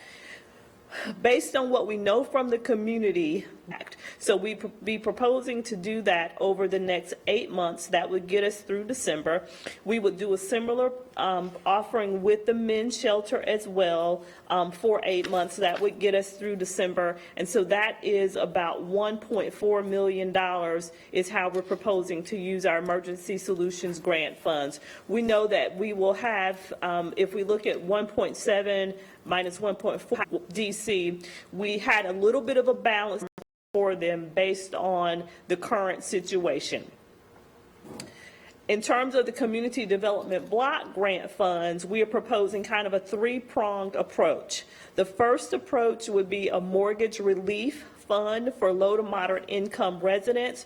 We would be proposing to we know that many people will be without of a job as a result of COVID, and so we want to help with some mortgage relief. The proposal is to provide up to 4 months of mortgage relief for 500 households. We have looked back at our House Charlotte participants over the past 2 years, and so we based the cost on that, and so we proposed a mortgage relief package up to $2.2 million. The next thing that we propose to do is do some security deposit assistance. We know that as folks are in hotels, as we want to get them out of hotels and transition them to permanent housing, we propose to work with to leverage the work of both the men and the women's shelter, and to provide security deposits to up to 1,000 households, a deposit of up to $1,500 per household, and we estimate that to be about $1.5 million. The third thing we propose, consistent with the security deposit, is a utility deposit. We know that many families have struggled to come up with a utility deposit, so we would do a similar program, again, leveraging the work of both the men's and the women's shelter to help people transition into permanent housing. We propose to provide up to $250 per household to 1,000 households to assist with the utility deposit. The sum of the mortgage relief, the utility deposits, and the security deposits is about $3.9 million. And so that is how we propose to help up to, if I did the math right, about 2,500 households recover from COVID. I'll pause right there and ask what questions you all might have. All right. Councilmember Graham. Madam Chair, and welcome members of council. Pam, quick question for you. I want to thank you for the work. I think the outline, it's a really good outline, but a couple of specific questions. One, have you guys done any forward thinking in terms of what happens in December when the grants expire to the households? Yes, sir. So part of the beauty of working with partners like the men's shelter and like the women's shelter, not only do they place people in this temporary housing, but while they are placed in the temporary housing, is they provide case management, and that case management readies them to move into a permanent housing situation. And so with the utility deposits and the security deposits, that's what I mean by we will be leveraging the work that they do through their case management. Okay, and that's with the emergency solution grant, 8 months for the men and the women's shelter. Both of those expire in December 2020. Okay, I'm just mindful of that. It's going to be awful cold in December when those grants expire, and just want to make sure that we don't have a situation where people are moving out and don't have anywhere to go. And Mr. Graham, you raise an excellent point, sir. And so that's why we were intentional about not spending down the entire balances, because there could be a situation where we hear that, a family might need 1 more month before they're ready to go. So we will have some in reserve. But I do applaud both the women's shelter and the men's shelter for their case management, ensuring that people are ready to move on to a more permanent solution. I think that's a good deal. I think a good deal. Again, I'm just doing some forward thinking. Trying to kind of plan beyond the crisis today for how we have to operate later this year going into 2021. Second question is the mortgage relief. Is there a cap on that, or the average family? Who qualifies for that? Yes, sir. So what we propose is to work with our House Charlotte buyers. And so what we know, Mr. Graham, is that we look back at our data over the past 2 years, the average mortgage for a House Charlotte purchaser was $1,122. So while we didn't put a cap, we do have a pretty good understanding of what the average cost is per mortgage relief. And what I should say is that we would be providing these payments directly to the mortgage holder, not to the individual. Well, let me ask you this question. Suppose someone falls outside the guidelines of House Charlotte and needs mortgage relief.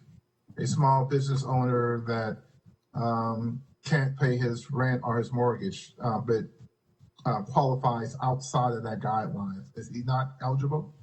Mr. Graham, I think we're going to talk about business owners and their leases and have to meet our qualifications of who we can forward. You've gotten the list of applications for the Housing Trust Fund money was sent out to council. If you'll see there is a request for the $800,000 to renovate the Statesville Avenue site, which would increase some of that capacity. And talking about moving forward quickly, if we can get that quickly moving, I think if we could have that construction done, perhaps we would be more prepared with all of our resources by December. Correct. So just a note, but the council has to vote on that still. Include rental assistance at this point. I would incorporate a rental relief program similar to the mortgage, but we try to think about what were the current gaps in the community today. And so the mortgage relief, the security deposit, and the utility are what we know of and have been hearing are the current gaps in the community today. Thank you very much, and thank you for the work. Thank you, sir. All right, Mr. Driggs. So if you're going to ask us to consider kind of approving these plans, could I ask, what did you think of in addition? Have we given thorough thought to other people that might feel they should have been considered? Is this the most equitable and most efficient use of the funds? Are there any alternatives that we should be thinking about? So, Mr. Driggs, based on my probably week and a half or so conversation with our homeless services community, the partners that I raised, the men's shelter, the women's shelter, folks like Safe Alliance, and again, we would be working with across our system. So while I particularly named the men's shelter, the women's shelter, Safe Alliance, if someone, a homeless services provider like Charlotte Family Housing, they would also qualify for these funds as long as they are serving the purpose for which they're set for. So I believe we have considered as many of the players in our community as we should at this time, and as we could. And the December expiry. I mean, a little bit further to Councilmember Graham's question, are we not tying that at all to what is going on? Like we've just got that end date, regardless of what is happening? So Pam, I'll take a first shot. Okay. So Councilmember Driggs, we started off discussing this as something that would be very, very short term, maybe 60 days, maybe 90 days. And Pam pushed us to say, let's think about this longer term. So what's finite is the amount of dollars right now. And so I really trust Pam in where she's thinking to spread this out over this longer period, as opposed to trying to get more capacity over a shorter period of time. So that was the thought behind it. Ed, if I can add, we've already provided down payment assistance, and this reminds me a little bit of 2008, where people had their down payment assistance, they paid their mortgage, and yet they weren't able to keep their homes. And so the idea that we are already in with the homeowner with the down payment assistance program, assuring that they can hold on to their house. I'm reading this book called Home Wreckers, which is about the 2008 situation. And if they lose their homes, then they become rentals, usually for something else, and that would impact our neighborhoods, because these are all in our investment neighborhoods. And so I really feel like it's kind of like what we're talking about for small businesses. We're trying to have those folks stay employed, and we're trying to keep these folks stayed in their house. I'm sorry, that wasn't the correct language, but that's what I meant. I want to emphasize I certainly trust Pam too. Thank you, sir. Okay. Point of my question was just, are we at a point now, are you kind of shovel ready with this stuff? If we decided tonight that we wanted to go ahead with these proposals, are we in a position to take action? And if we did, would that help you to actually move money sooner? So, Mr. Driggs, yes, what I shared with you is shovel ready. So again, I think reflecting what Mr. Newton was saying, if this is something that you're comfortable with, then you think you've worked out the operational details, and you would be able actually to move money sooner if we took action tonight? Well, money comes in April. So, Mr. Driggs, so absolutely we believe that this is the proper use of the money, but as Ryan mentioned earlier, we won't get this money until the end of April, so even if you took an action tonight, we would have to receive the money first. That's right. And we do have to receive the money first. There's no way we can use city resources to bridge that. I would not recommend that, Mr. Driggs. So in that case, we're just as well off on this particular item, waiting until next Monday to take action. Yes. All right, thank you. All right, Mr. Winston? Yes. So in general, I think we need all as an organization need to quickly step back and really evaluate the role that we play in housing. It's clear in this in order to get more people in housing, right, for Pam, for us to consider. While we usually spend our housing trust fund money on gap funding for developments, what flexibility do we have to get creative on how we leverage those assets to get more people housed right now? Sure. Thank you for that question, Mr. Winston. So our housing trust fund, there is bond language that supports the way that we use our voter-approved housing trust fund. And so that bond language speaks particularly to the capital, to the construction of the capital construction of units to some. Because of that, that is why you see the in terms of suggestions. I don't have anything. You don't have anything, Mr. Winston. This is just my notes for me that I prepared to speak to you tonight from. So you're not missing anything. That'll be coming out with the agenda for Monday if we decide to do that then. Yeah. That's what I think we're trying to get ideas and discussion so that on Monday we'd be able to actually vote and put these things in play. So we haven't spoke about any of these deals or anything in our great neighborhoods committee or anything like that. Are we? I hear that we're going to make decisions on Monday, but we haven't discussed any of these things. So Mr. Winston, if I could help you just for a second here. So we're doing two things tonight. So when I started my comments, I said I wanted to do two things. I wanted to provide you on how we might do our stimulus funding, and then I'm going to come back and talk about our trust fund. And so I haven't gotten there yet. What we wanted to do first was test the proposals based on what we're hearing from the homeless community about how we would use our stimulus funds. And then I'm going to spend a few minutes providing you a high-level overview of our trust fund deals.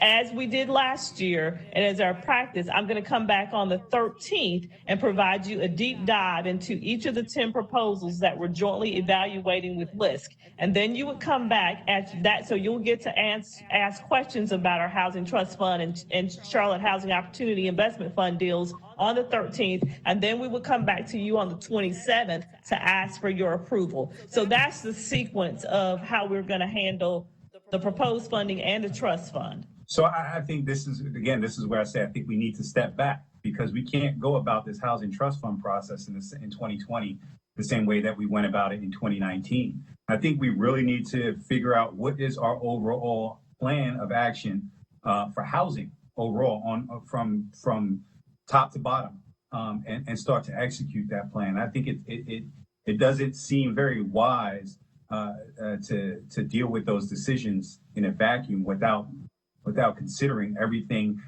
all the resources that we have and all the challenges that we currently have, and modeling for moving forward for how we deal with this kind of in a midterm, because obviously we don't know what's going to happen long term.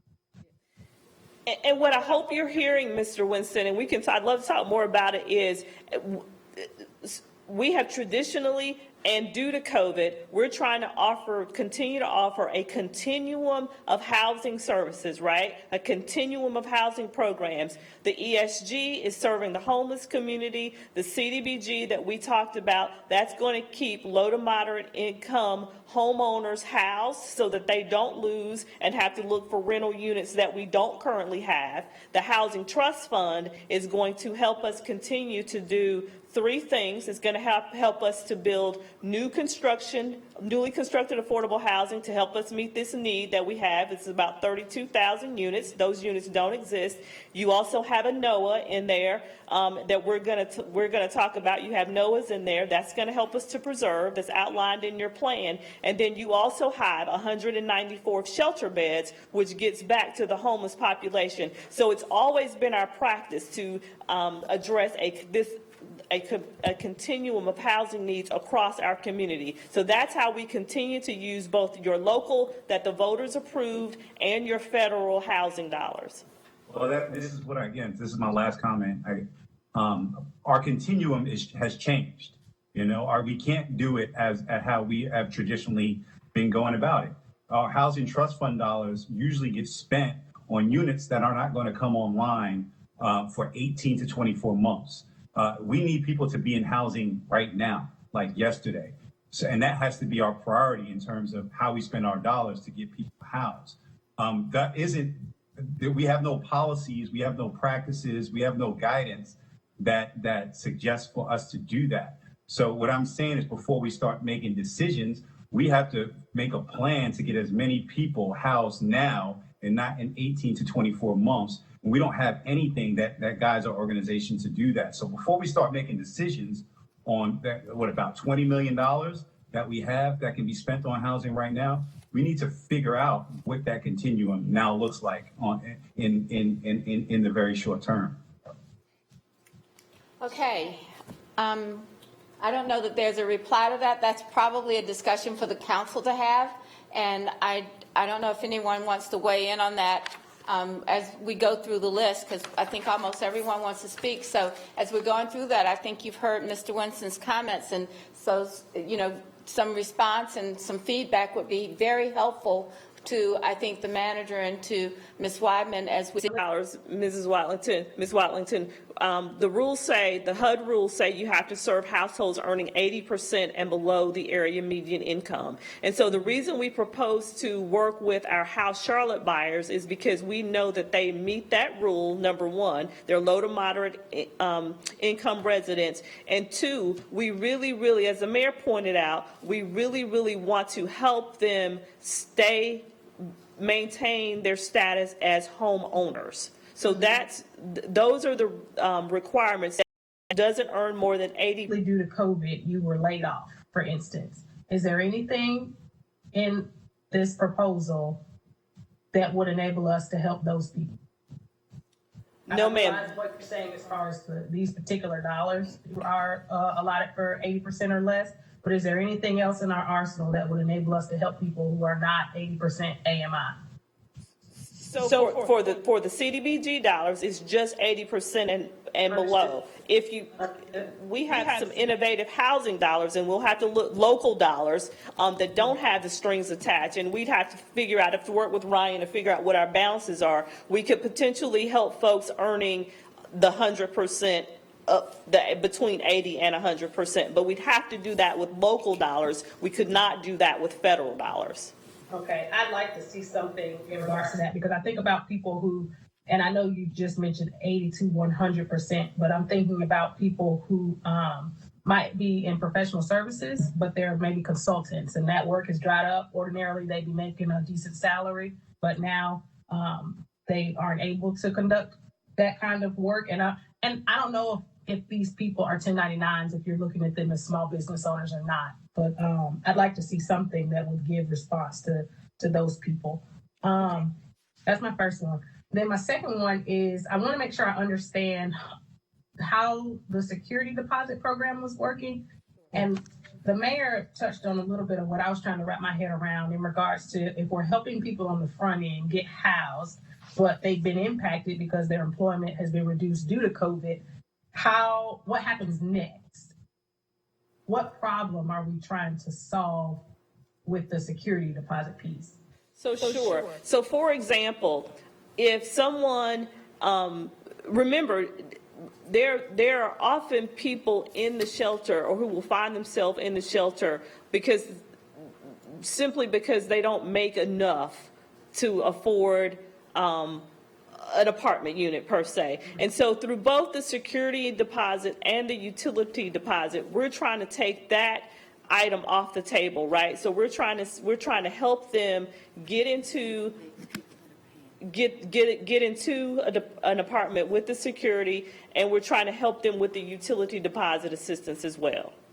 So these aren't necessarily people who were directly impacted by COVID. This is how we're going to reduce the number of people in the shelter by getting these people that are in the pipeline that are just saving for their security deposit out the door.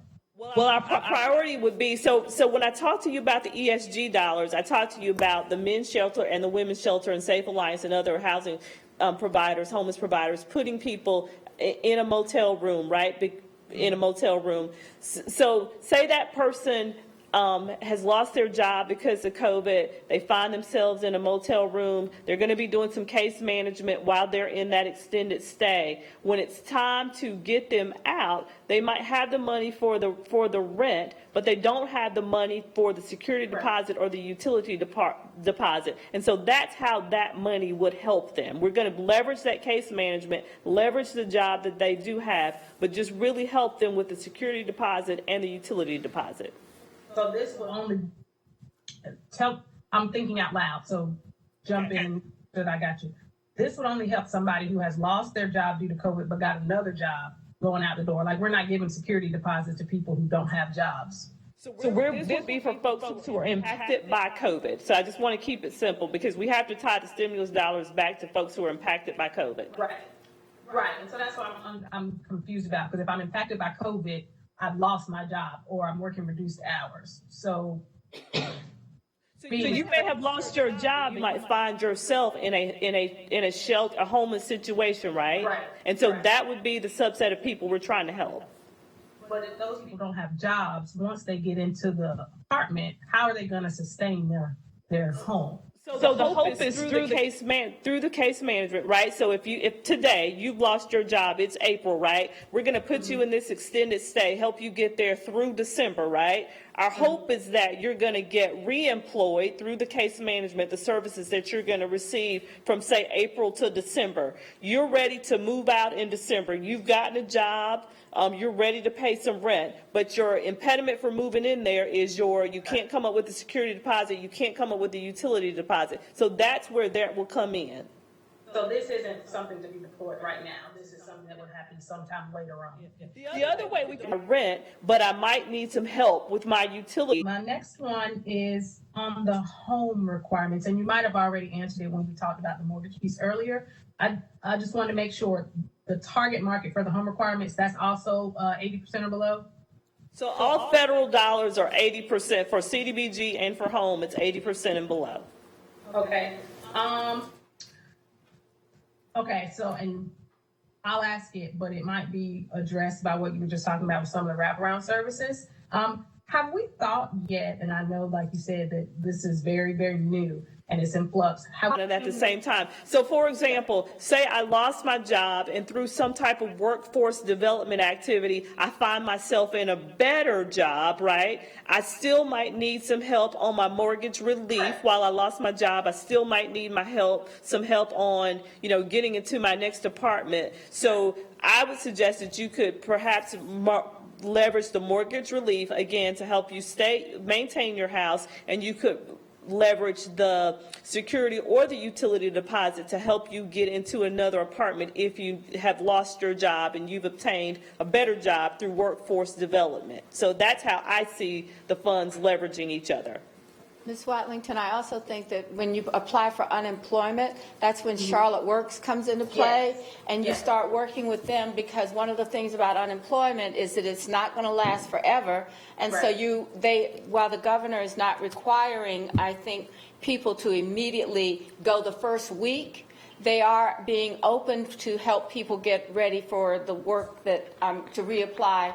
It's just a matter of when will the economy come back to do that. And I think we have to be very flexible, because we don't know when that's going to happen. And so as we go through this, and I think that's what we want to encourage people to get back to work. But if there isn't the opportunity through either the small businesses that are getting the money to keep their employees employed, if you're actually on the unemployment, you might be in the situation where you'll be working with Charlotte Works, but we need to be flexible, I think, as people are going through this crisis right now.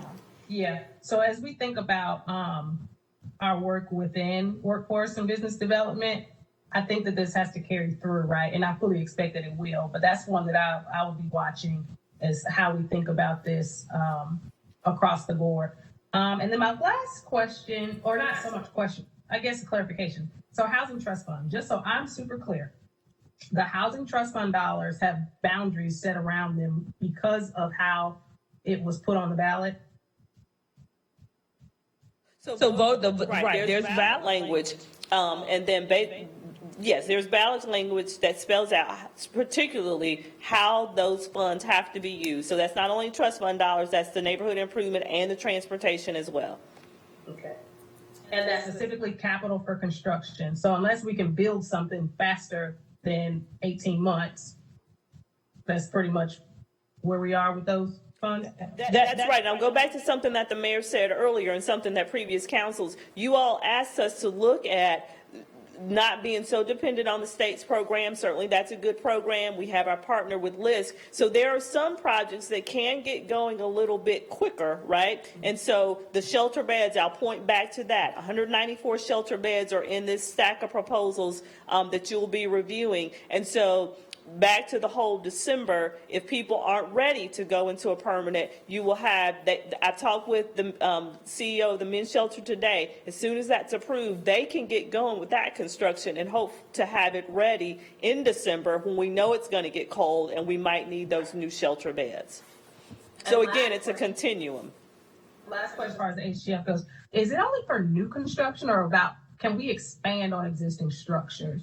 So your Housing Charlotte framework that the council approved in 2018, I believe, it's a three-pronged approach, right? So it's new construction, it's preservation, right? Because we know we can't build new units fast enough. So we're preserving. I think you have 300 and some odd, if I remember correctly, in this current stack. So it's new construction and it's preservation.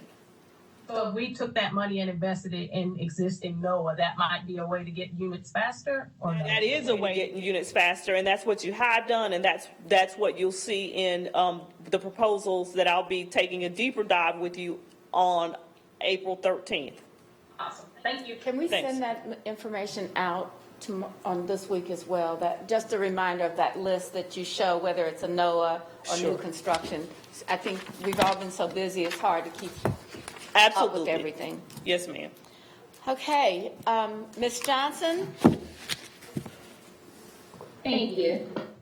Thank you, Pam, for these suggestions. They sound so wonderful and that they're going to reach a lot of people. But I do have some questions about them. We are in an extraordinary time, and we have to all be so strategic and not duplicating our efforts. Does crisis currently help individuals with their security deposit and utilities? Yes, ma'am. You currently make an annual allocation to them to do that. Okay.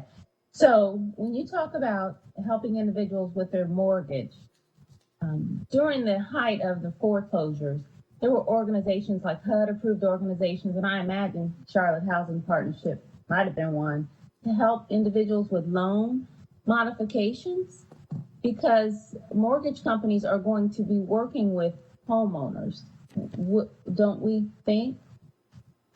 And the reason I ask that is because it's the renters the renters often are being put out, and that the court is not issuing judgments for evictions.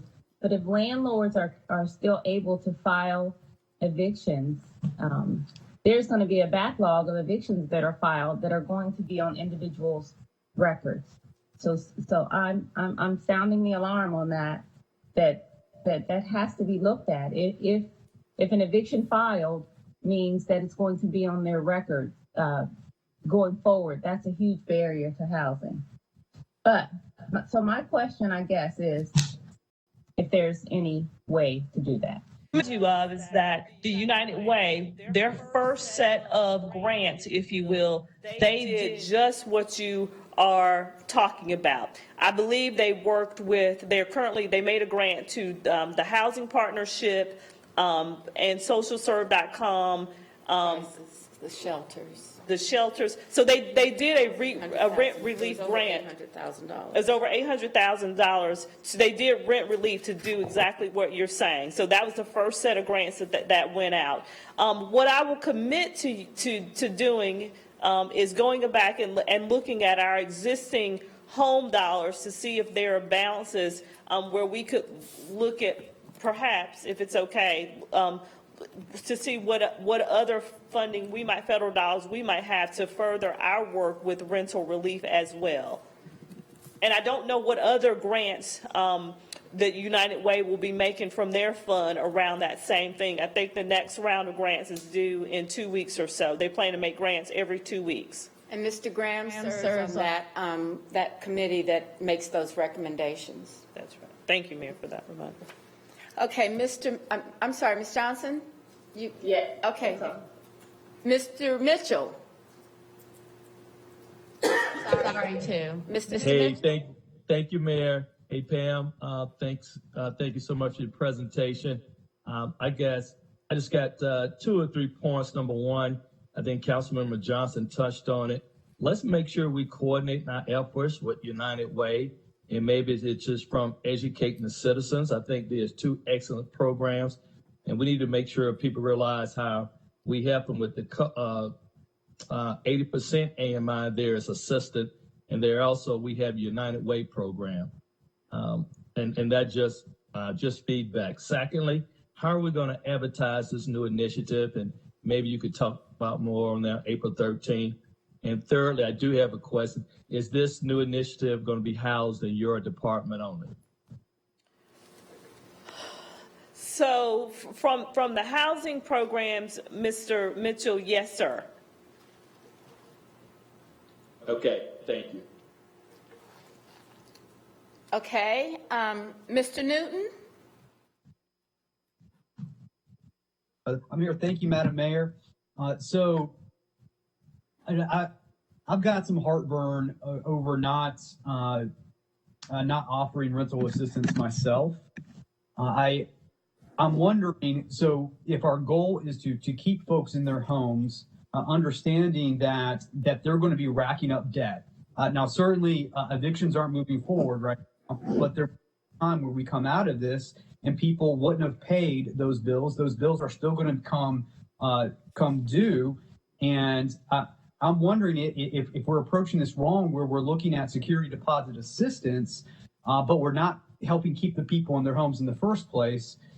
So I would be interested to know if there is any way, where we can kind of look at this from the standpoint of those debts accruing and possibly provide some of that assistance, so we're not, people aren't being kicked out of their homes in the first place.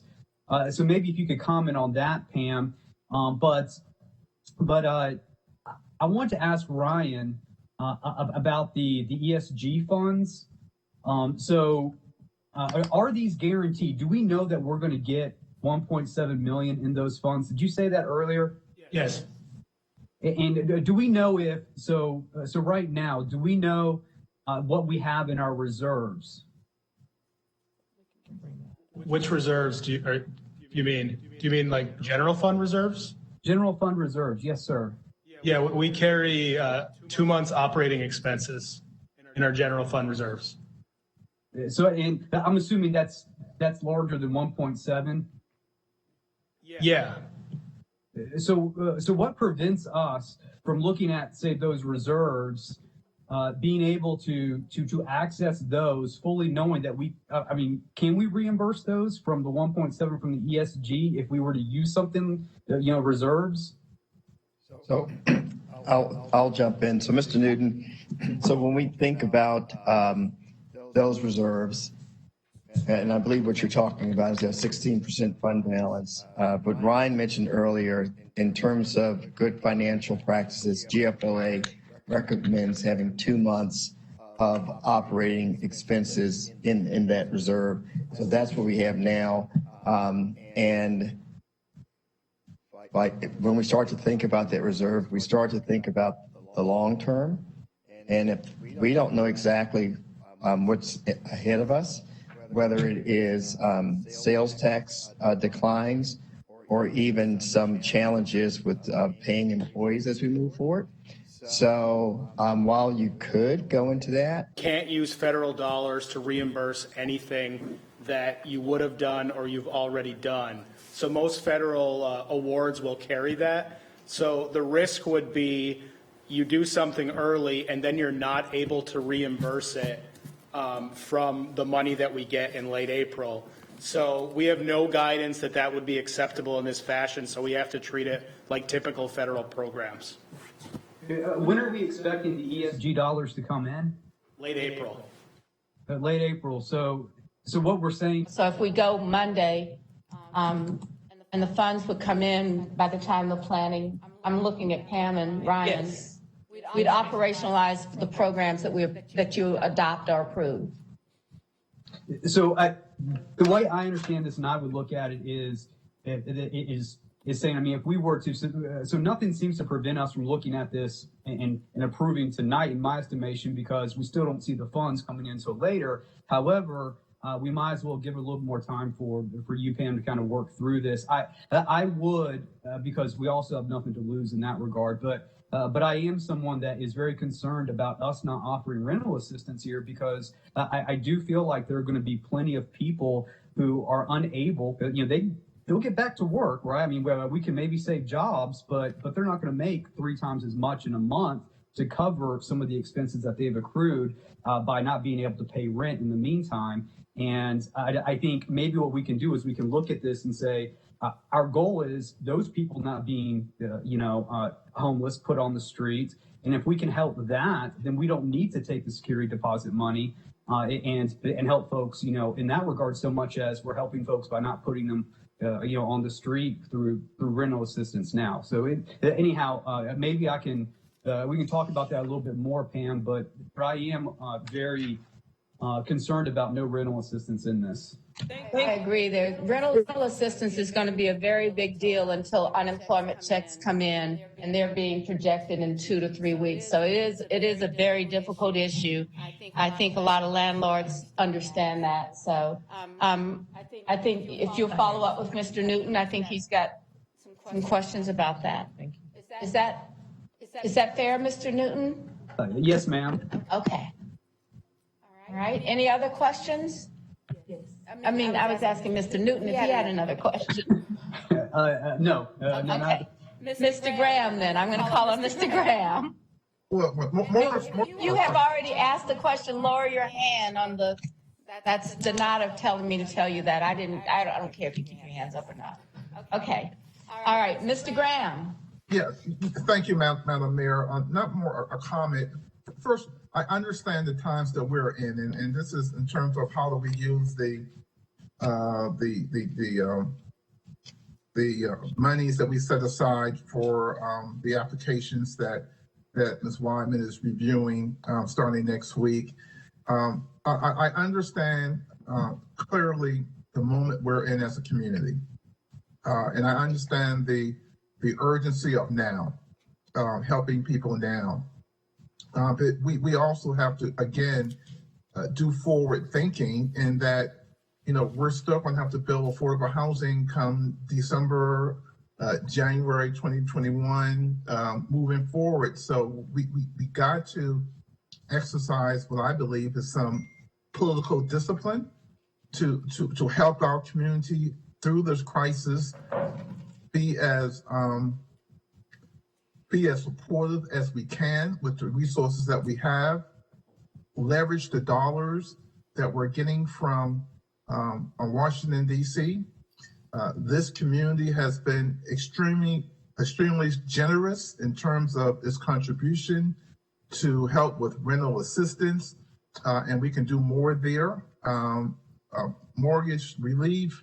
We're going to talk a little bit about small business.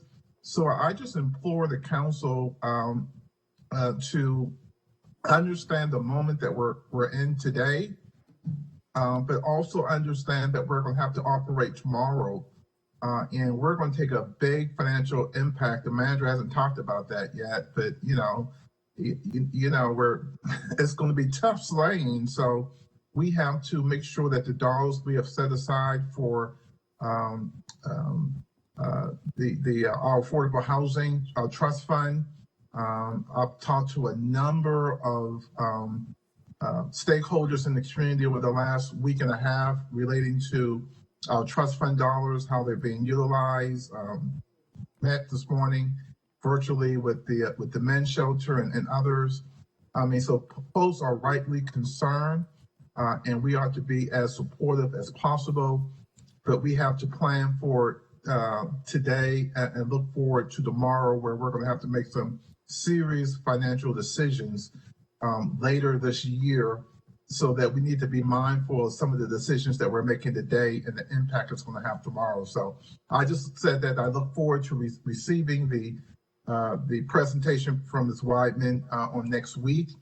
There are a number of good applications there that support our long-term strategy for affordable housing. I just think that, again, I just caution us to understand the moment we're in, understand that we have to help people help themselves, but we got to operate as a city tomorrow. And if we spend all the resources today, then we're gonna pay for it 6, 7, 8 months from now. So Through the Housing Trust Fund present information, and then we'll come back and circle around to people that want to speak again. Ms. Ajmira? Thank you, Madam Mayor. Ms. Weidman, thank you for your presentation. Couple of questions. How much total balance that United Way has been able to raise to address rental assistance? Mr. Graham, if you have that number, would you text Ms. Ajmira with it? If you have it. Ms. Ajmira, do you have other? Yeah. Go ahead. Ms. Weidman, if you could get that number for us, that would be great. How much has been allocated for rental assistance specifically, so that we have a general idea of how much is already there, and if there is, so that way we can make the decision whether we need to allocate more or not. Yes, that's number one. Number two, I know that there has been funds allocated for hotel and motel assistance, where tenants have been calling the helpline to get hotel and motel assistance. And I was told it was only for a week. Is that correct?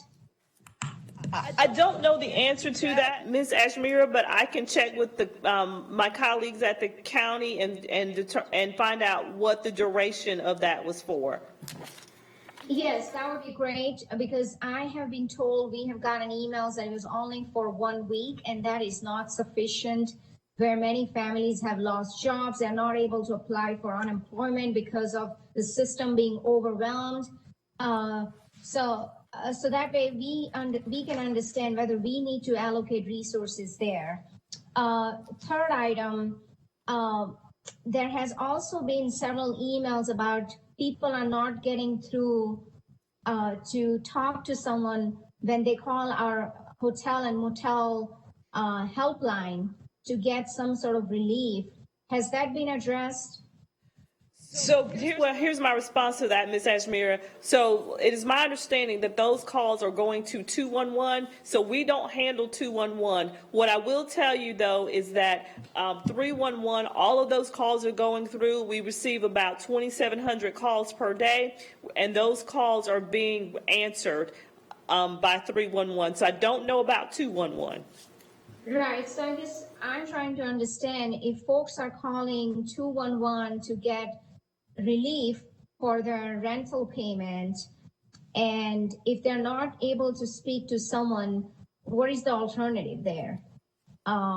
And can any of these resources be used for that payment extension, but then to also increase the capacity? So let me talk with my colleagues at the county and just figure out, to make sure I understand how 211 is being handled, and then I can offer you a better response. Okay, that would be great. Thank you so much. Yes, ma'am. Okay, so the last person that has not spoken on this issue before we go to the presentation will be Ms. Eisel.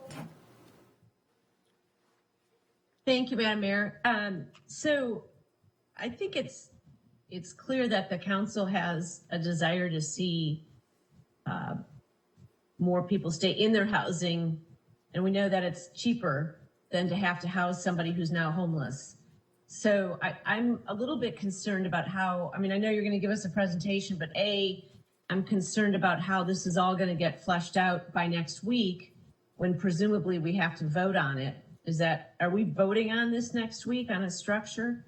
It will be presented, but you don't have to approve it. You could say, I'm not comfortable with it. This is being pushed to the agenda if you're ready, but it does not mean that if council doesn't agree the direction, it certainly would go to the next meeting. Well, I think we would, I think everybody would want to see this get done as soon as possible to start helping people. But I think what Councilmember Graham brought up about thinking forward has been on my mind too. And although we don't want to push that decision-making out further, I also think there would be an opportunity when the eviction ruling ends for people then that had had been impacted for that to then apply to have some of that money, to get relief for some of that money. But my concern is on the process and the structure, and and this will go towards our response to the CARES Act as well with small businesses, because we're not set up to help individuals, and we're not set up to help all the small businesses that are going to need it. And so I would like to see us doing more to help individuals, but doing that through even our COVID response fund, and working with the organizations that are set up to help individuals, like Crisis Assistance, or maybe there's one out there that's going to really not be dealing with people that are already homeless, but to fix. And I would hope that we use our community partners for that. Okay. So Mrs. Eisel, so I'm sensing the fierce urgency of now, and I've taken into consideration everything, and I appreciate the feedback that you guys have given us. And so here's the housing programs that we propose to you. If you guys were to get comfortable approving them on the 13th, I would just remind you, we're not going to get the money until the 23rd, which gives us time to kind of flesh out the mechanic. I believe we can get it done. I tend to not overpromise, but I really do believe we can get this done. Okay. Well, I think that's great, because you're working within the structure of what you all staff really has built thus far, but we need that other layer of, what's different because of this crisis now, and how are we going to address that component? And it seems to me the easiest way to do, none of it's easy, I know, but one of the surest ways to do it is to work with our partners who know how to work with the individuals directly, or who can help. It's kind of like the banker out there, right? If they know how to lend to people and they know how to qualify people, then let's use those people that know how to do that, because it isn't what we do. Absolutely. Thank you. Let's go to the trust fund presentation. Yeah. So just real briefly, again, tonight is intended to be very high level.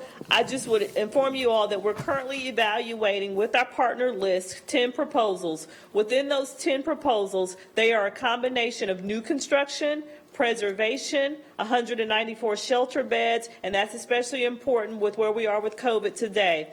and it speaks to our continued partnership with the homeless community. So again, I'll be back to you on the 13th to take a deeper dive with each of those proposals, and then after that, to the extent you're comfortable, we would ask you to approve them at your April 27th meeting, and that will still enable developers to meet the North Carolina Housing Finance Agency's May 15th deadline. You will also, before your Monday meeting, receive the booklet that we gave to you last time that gives you more of the logistics about each of those deals. And so, again, 20%, I'll point out, given this homeless conversation, 20% of the units in each proposal is for households earning 30% and below. And so that's all I have on that tonight.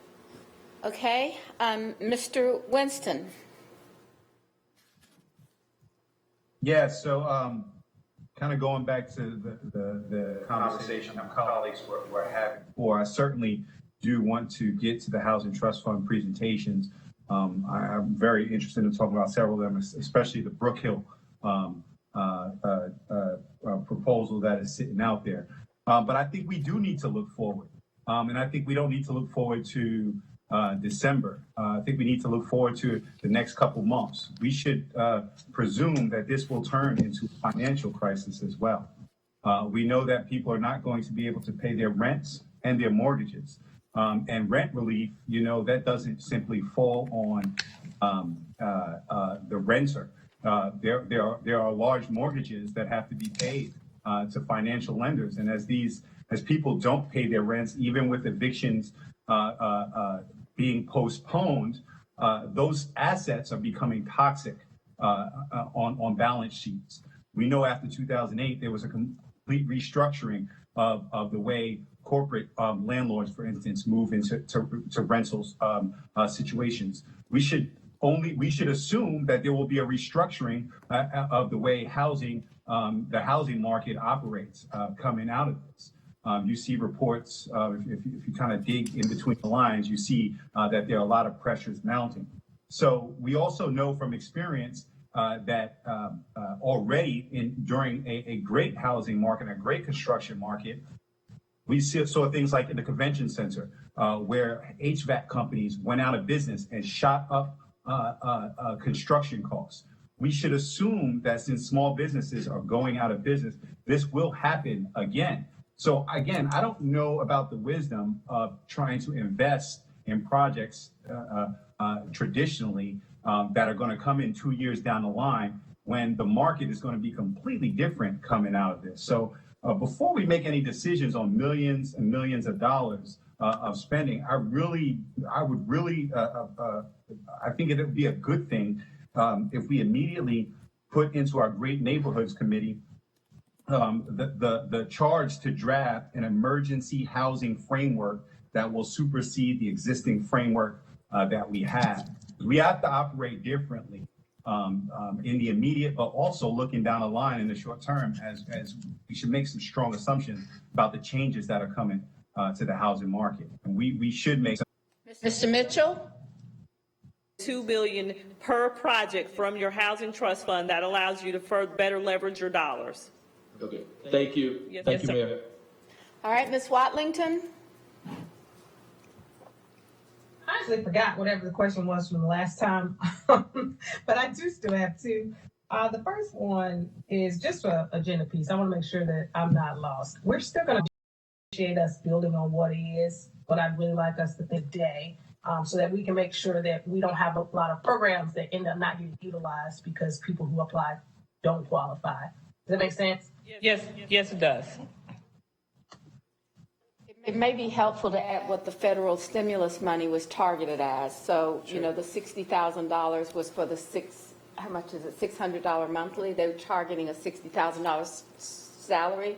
So I think we need to have some reference points to our point about what we can do and who we're targeting. Also, other groups are targeting and working with those groups as well. So just some reference points on that would be helpful, Pam, if you could do that. Yes, ma'am.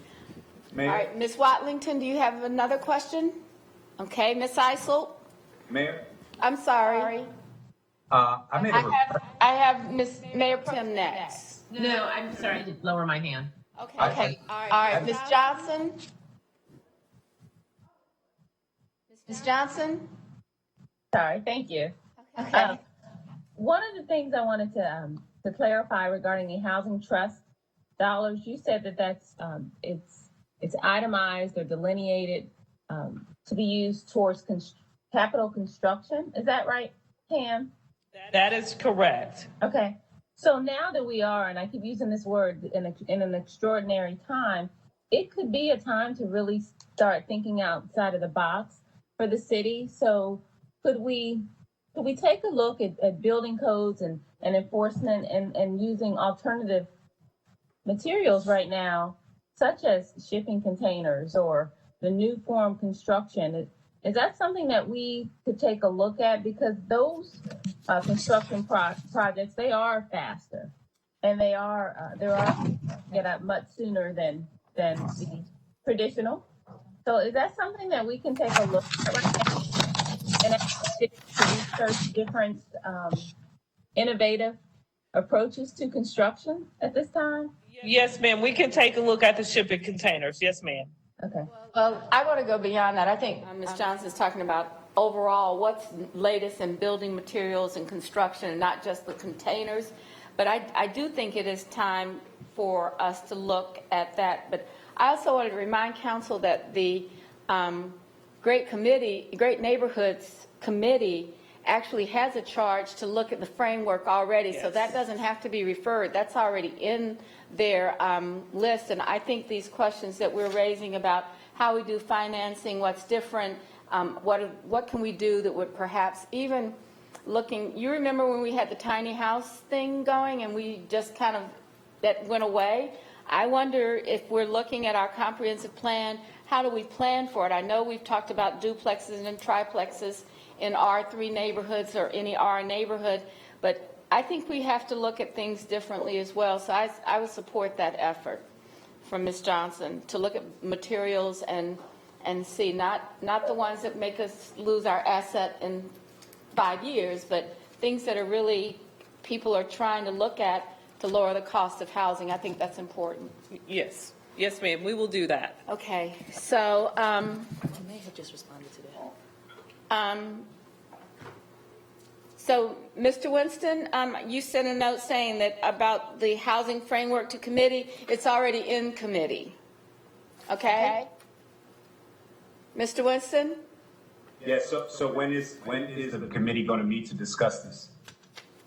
I don't know. I don't know when it's been scheduled or what information has been requested. I know that Mr. Graham has looked at a number of ideas with Pam, so I don't know the answer to that. And now, at this time, it's maybe a little bit difficult. I would love to be shared with that information as I'm the vice chair of that committee. I haven't heard anything about this. Okay. All right. Okay. I think that's our last speaker on this topic. And the next topic, Mr. Jones, you want to introduce or bring some new people in? I will. So the last topic on the agenda for tonight will be the stimulus funds, but how it relates to people. And so we'll have our CFO, Kelly Flannery, and Tracy Dodson come in and discuss that with us. You know, Council, I'm reminded, I was listening to something from the White House, and one of the commentators, or one of the folks said, the economy is not the economy without people in it. So it's kind of an interesting thing that, you know, they were talking about the juxtaposition of, are we trying to save the economy or are we trying to keep people well?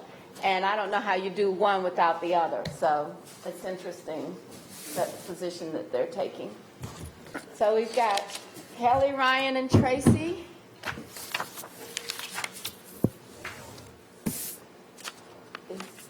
And I think Marcus is getting some tea.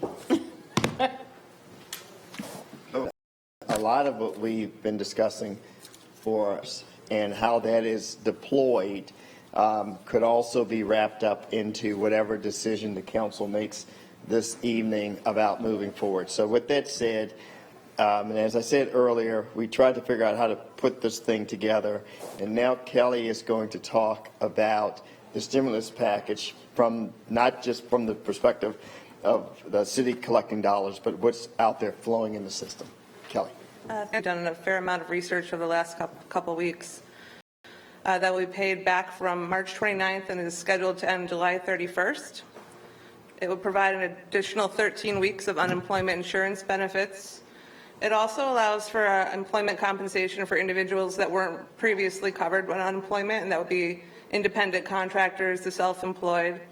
And then obviously there's the rebates up to $1,200 for those of the salary up to $75,000. Those are expected in 2 to 3 weeks. There's also the ability to withdraw from your 401k, your 457 with loan relief and deferred penalty. And then we talked a little bit about mortgage forbearance. Borrowers with federally backed mortgages can submit a forbearance request. That must be granted without penalties, fees, or interest for a period of 180 days, as well as federal student loans are suspended. Now, small business. Donata, can you get the slide?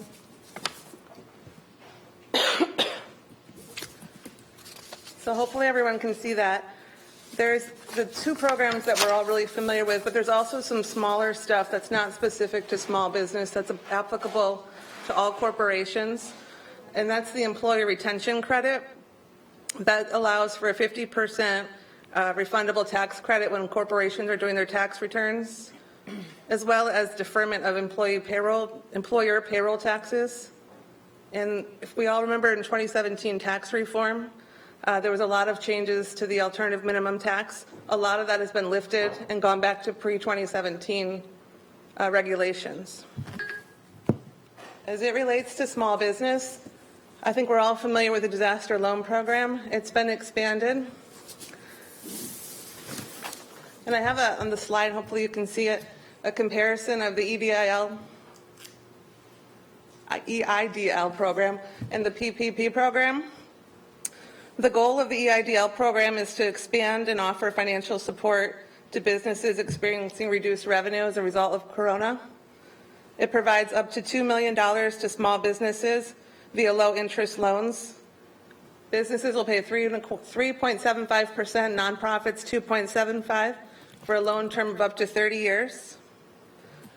Companies can apply for an EIDL, can request a $10,000 advance.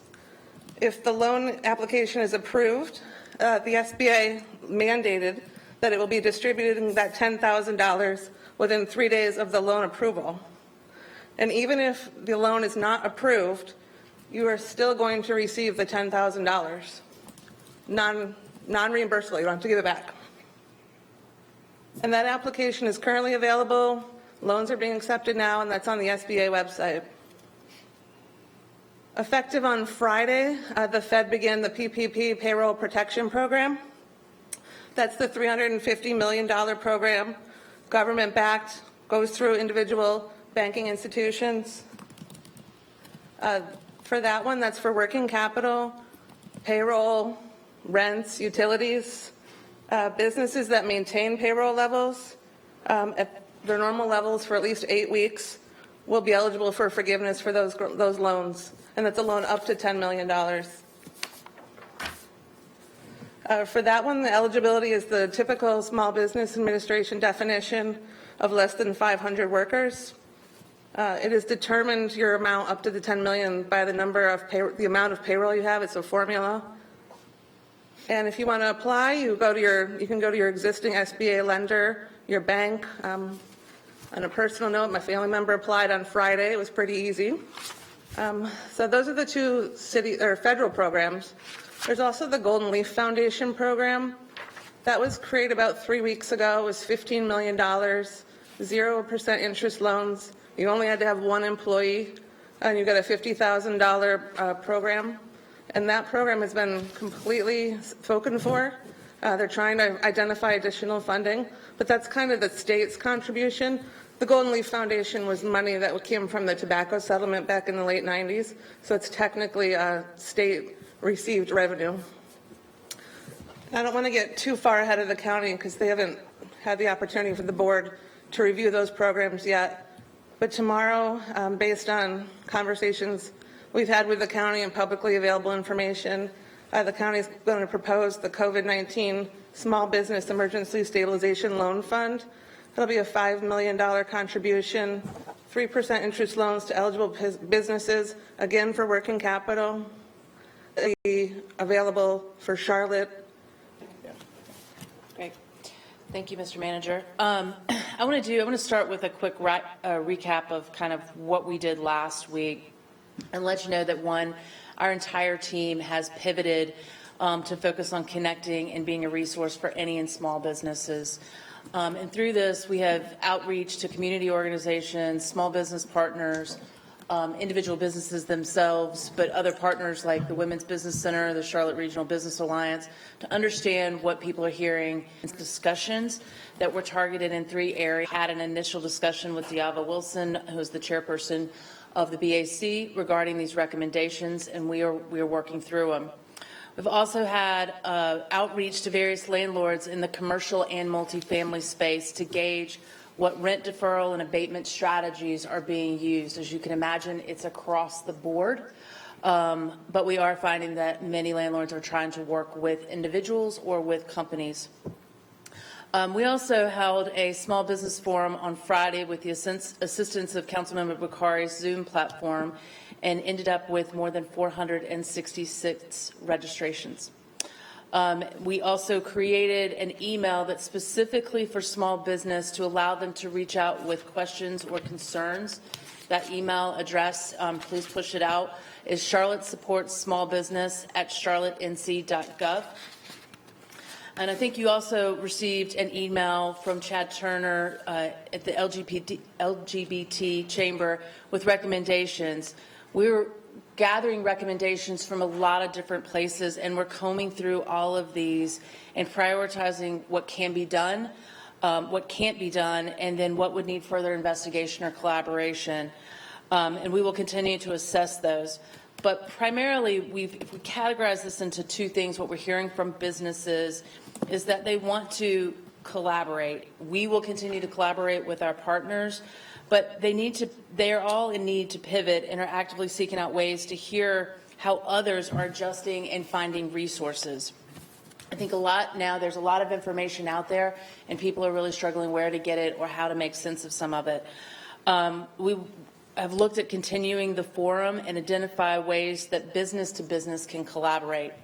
The other thing is businesses want to connect. They obviously want to connect to money and resources, but the education around the loan programs that Kelly mentioned, and they also want to say that they are open for business in a different way, but that they're still open for business. We heard that loud and clear last week, that businesses are pivoting, but they don't know how to get the word out there. So we are looking that while there's a lot of need for money, we're looking at a lot more of what can be done to help small businesses. And we're looking at this platform, again, for businesses to connect and create a database of businesses that are open, whether it be restaurants, which I know a lot of websites are out there already listing websites, but then other services. How can we create a database for people to go to find out who is open for business? And the other one is we've started collecting information on who's offering consulting, webinars, or other education around the SBA programs. But we're looking at how to connect people to these resources, but then also how we need to support these resources to make sure that they can meet the demand. There's a lot of people that are trying to offer one-on-one counseling with businesses to help them with the loan program and other questions they might have. We need to make sure and support that those can maintain the flow that is coming at them right now. And I think with that, that is all I have. Okay, Ms. Jones. Okay, I've got a number of people on the list already to follow up. So the first one, Mr. Winston. Sorry, I actually didn't put my hand down, but Okay. I do have one question, theoretically speaking. Since we don't totally know what this is going to Are we going to have to get, hold on, we can't see, I think. You don't gotta look at me. No, go ahead. I'm gonna give them the switch. Okay, they're going to switch it. So go ahead, Mr. Winston. So my question is, from a city standpoint with our city money, since we don't know where the market is going to come out, any market is going to come out, and we know that businesses do operate by the forces of the market. What is the wisdom in terms of trying to assume where using our resources to guess where the market will be when we come out of all of this, versus putting our funds and assets and resources to individuals, which will always be here regardless of what the markets do? So, Councilmember Winston, we tried to divide the presentation up just that way. So the first piece, those CDBG dollars, north of 5 million, we thought about that in terms of people. The second part of the presentation, as the CFO has shown, there are programs out there. And I think the biggest question that folks have is the timing. When do the dollars flow? One of the gaps that we saw in the analysis is that assuming that the county program goes through tomorrow, and I think I heard you say, make sure we don't forget people. Okay. All right, Ms. Ajmera? Thank you, Madam Mayor. So thank you, Mr. Manager, for identifying gaps, especially for micro businesses, because for both EIDL and PPP loans, we have got it's a challenge. So I think that's the area where we can go over. And if you could send that to us. And also, if we could get some sort of write-up or presentation before the meeting so that we can prepare and ask questions, that would be great. And also, we would like to send this to all the businesses who can potentially participate in these opportunities.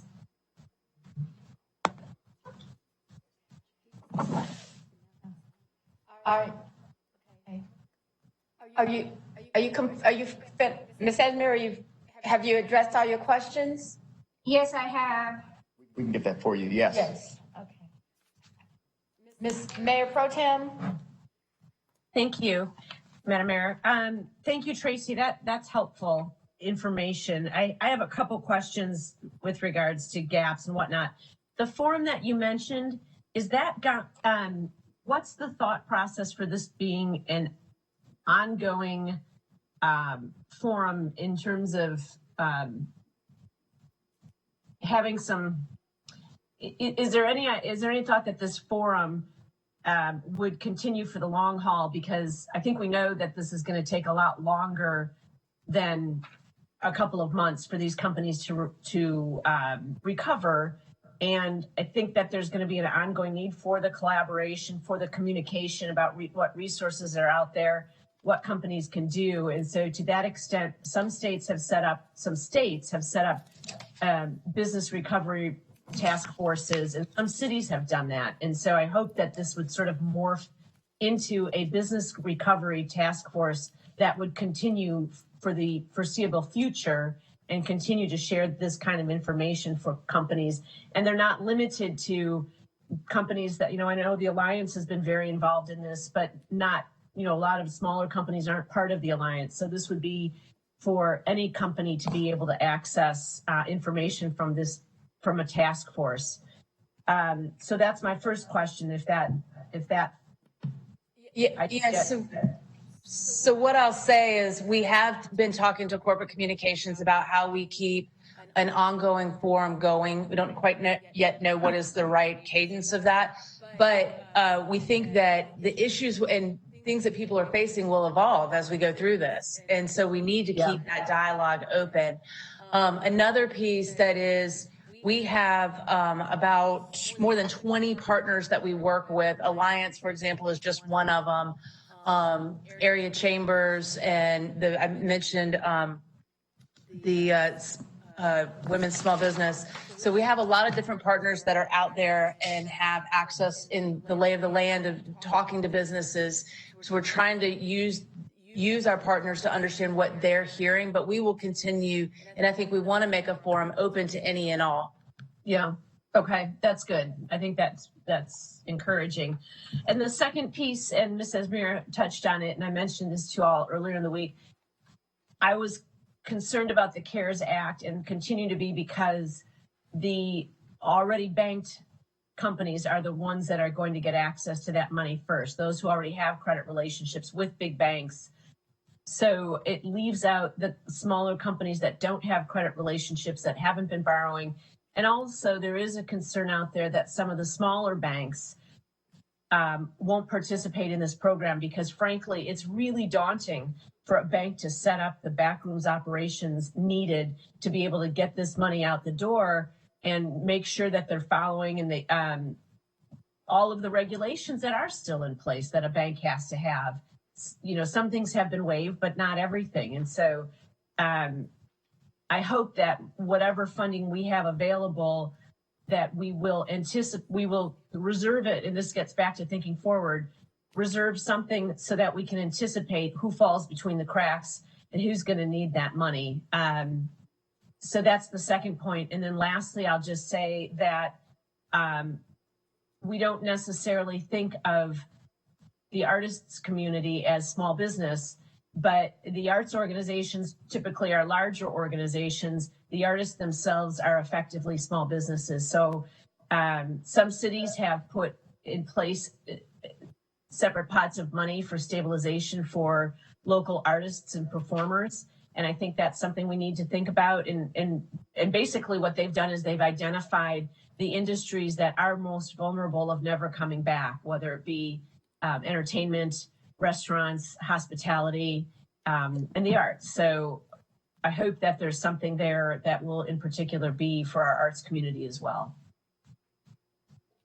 But maybe as we talk to the Arts and Science Council about how they fit into our budget, that could be part of it, is focusing on that fund that they've created to actually help the people, and not just the institutions, which I know is, again, helping the people in that community is part of their charge already, but maybe we could be more specifically focused on that.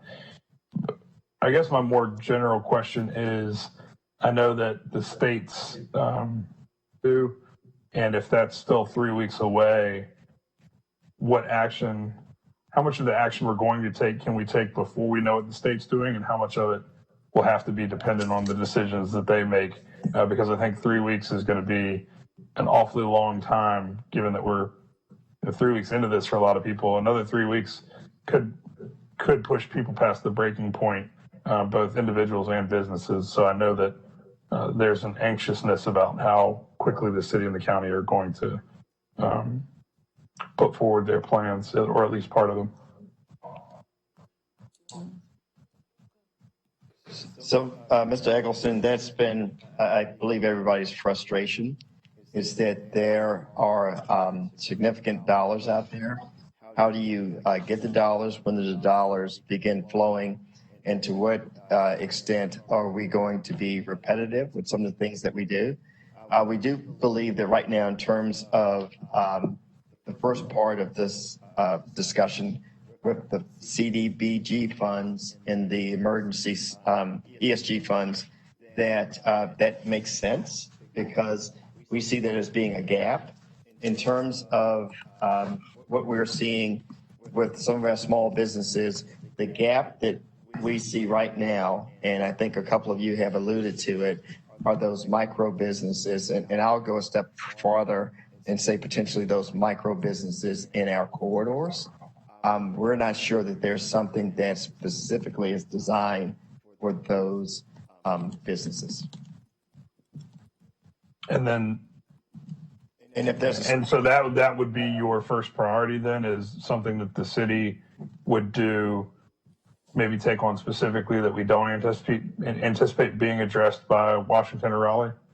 Yeah, so when we started to talk this through, and there's a bunch of different definitions, but if we start to think about what is deemed as being non-essential and what was deemed or is deemed as non-essential in some of our corridors, We believe that those businesses are some of the ones that we should focus on, and technical assistance is extremely important. We think that there's a big gap there. We do have a relationship with LISC, and we've had that for a while. So that's just a place to start. I'm not recommending an amount or anything like that, but it's the gap that we identified when we started to look at various programs. Yes. Thank you. Okay. Ms. Johnson? So I think when we first started getting the calls, we identified, I think you're right, Marcus, that the micro business or even to go a step further, the sole proprietors, the contractors, the realtors, the barbers and the beauticians, the independent contractors who were not even eligible for unemployment up until this last stimulus package. And I don't think that they are able to apply until mid-April. I don't even think that's rolled out. So I think that that's a huge gap, because if you think about it from a federal standpoint, the individuals, they're eligible for unemployment. They're getting the $600. We just have to be able, if possible, they earn what they make. They don't have any other sources. So we've got to provide assistance for them. Some of them may not have been able to pay their April rent. So these aren't things that that should be cumbersome, or if there is an option for small businesses, those are the ones that we should take a look at, in my opinion. Because there's not, and I did get a text from Crisis and also looked at their website. They're not. Yeah, most of it has been said by my colleagues. I think that, and the city manager actually brought this up. For me, this highlights an existing gap, COVID or no COVID, in regards to support of small businesses on corridors.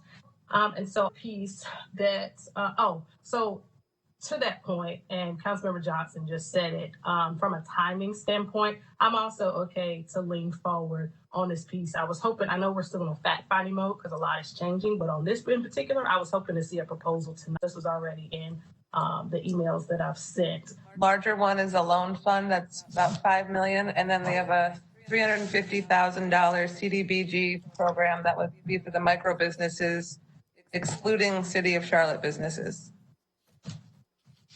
Both up for consideration tomorrow. Thank you. All right. Mr. Graham? Why is the city of Charlotte excluded? I guess that'll be my first question from the county's micro business grant. It's the city as well as Mint Hill, and I think it's because they're using CDBG funds, and I think there's some sort of rule, because we also receive CDBG funds, that they can't kind of double serve the same population. We need to confirm that, but that's my guess. Okay, that sounds reasonable. I guess my Victoria and others have already stressed a point in terms of serving micro and minority-owned firms. I don't want to forget that population as well. And I guess the first question, has there been much interface between the city's MWBE program with some of the discussions specifically? They are part of it. And how are we working with them, and how are we addressing that population? Well, they are part of that partner list that we have been reaching out to and gathering information back from at this point. So we don't have something yet proposed that's specific to them, but they are part of that discussions that we have been doing an outreach to understand the gaps. Okay, well, I think that we ought to think about them as a separate and distinguished group, minority-owned firms. And again, I've already spoken with the manager, so he kind of knows what my train of thinking is regarding helping with the micro business along the corridors in our community. Well, Marcus, one question for you, then I'll be quiet. Is there a community, for the lack of a better phrasing, a community spreadsheet that kind of outlines all these different programs that folks are doing, so we can make sure that there is no duplication? I mean, there's a there's a lot of money out there. There's a lot of programs out there. A lot of people doing a lot. I mean, so is there such a document or someone kind of keeping an eye out for that for us in terms of who's doing what, so there's no duplications? Yep. So you threw me off when you said community spread, but then you said sheet. Yeah. A little bit better now. But I would say that we started this weekend trying to get a better handle on it. And I don't want to put the assignment in Kelly's lap, but it is so much information and so much that's being done. I know. The thing that we find that's I guess low-hanging fruit is that gap for micro businesses, especially in our corridors. I think, and what I'm hearing from the council members tonight, that is a space that we should get in fast. I agree, to kind of see some action steps. Okay. Some business stuff, but I don't know what those things are. So we're meeting on Thursday. I just went back to my notes. There's about $475,000 worth of grants that deal specifically with rental assistance. And so I'll try to send something out to the council members tomorrow that deals specifically about that. There are a number of questions I want to ask Michael and the folks at the foundation regarding targeted areas now that we're through with specific narrowly tailored interests that we can fund. So I think it's really important that we include our minority chambers of commerce, the affinity chambers of commerce. There's a reason why we received an email from Chad Turner literally over the past couple of days. It's because those chambers have not felt as though they've been included in this conversation. And I think that they're a very important part of our city, and they reflect a large number of businesses that we should be supportive of.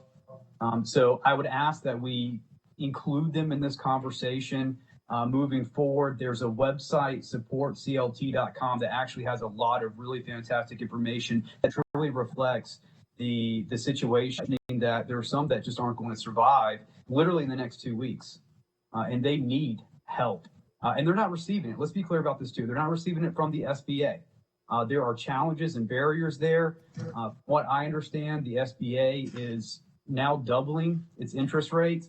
And on top of that, the payments aren't received upwards to 10 weeks later. We could do better, of course. Other cities. So Councilmember Isel was mentioning other cities that are creating funds. And there's a reason for that, because they know that these gaps exist. I'm very appreciative of the fact that we have identified a gap right now. I'd like to know more about what the county is doing. So I do have a question pertaining to the county side of this. These interest, so these 3% interest loans that the county is proposing, are these forgivable loans? Do we know? And are they voting on this tomorrow? Do we know that? Or is this like I guess what's happening tonight, where we're having a conversation rather than specifically moving forward on an item? Is that what's happening tomorrow night, or are they voting as well? Do we know? So before I turn it over to Kelly, I just want to make sure that the mayor and the council understands where we are right now.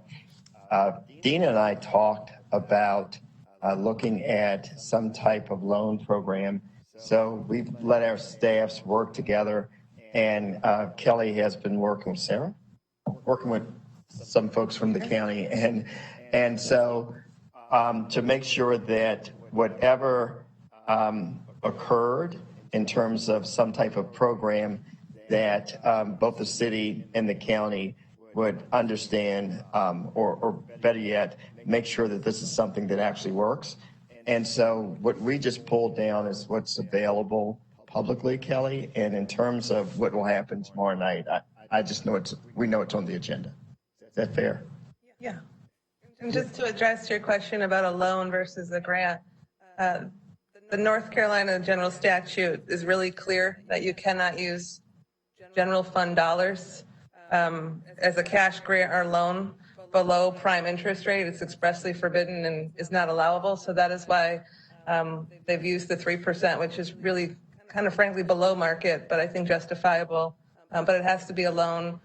It can be paid off early, so you wouldn't have to pay the interest, but every entity in North Carolina that's using general fund dollars would be required to charge a prime interest rate. So CDBG dollars are general fund dollars. Is that right? CDBG could be a grant, but any sort of public dollar would have to be a loan. Okay, so I guess I was under the impression that their 5 million were CDBG. Now, the dollars that we're talking about for us, I mean, we were talking 1 million CDBG. Does that mean that our dollars need to be a loan? I mean, it sounds like you're saying that they're not coming out of the general fund. The CDBG can be considered separate from the general fund? The county has two programs it's contemplating. The larger program is $5 million, and it's general fund dollars. The $350 million micro business is CDBG dollars. 350,000. 350,000, sorry. They're very generous. With these, with these SBA loans, there's only so much money there, right?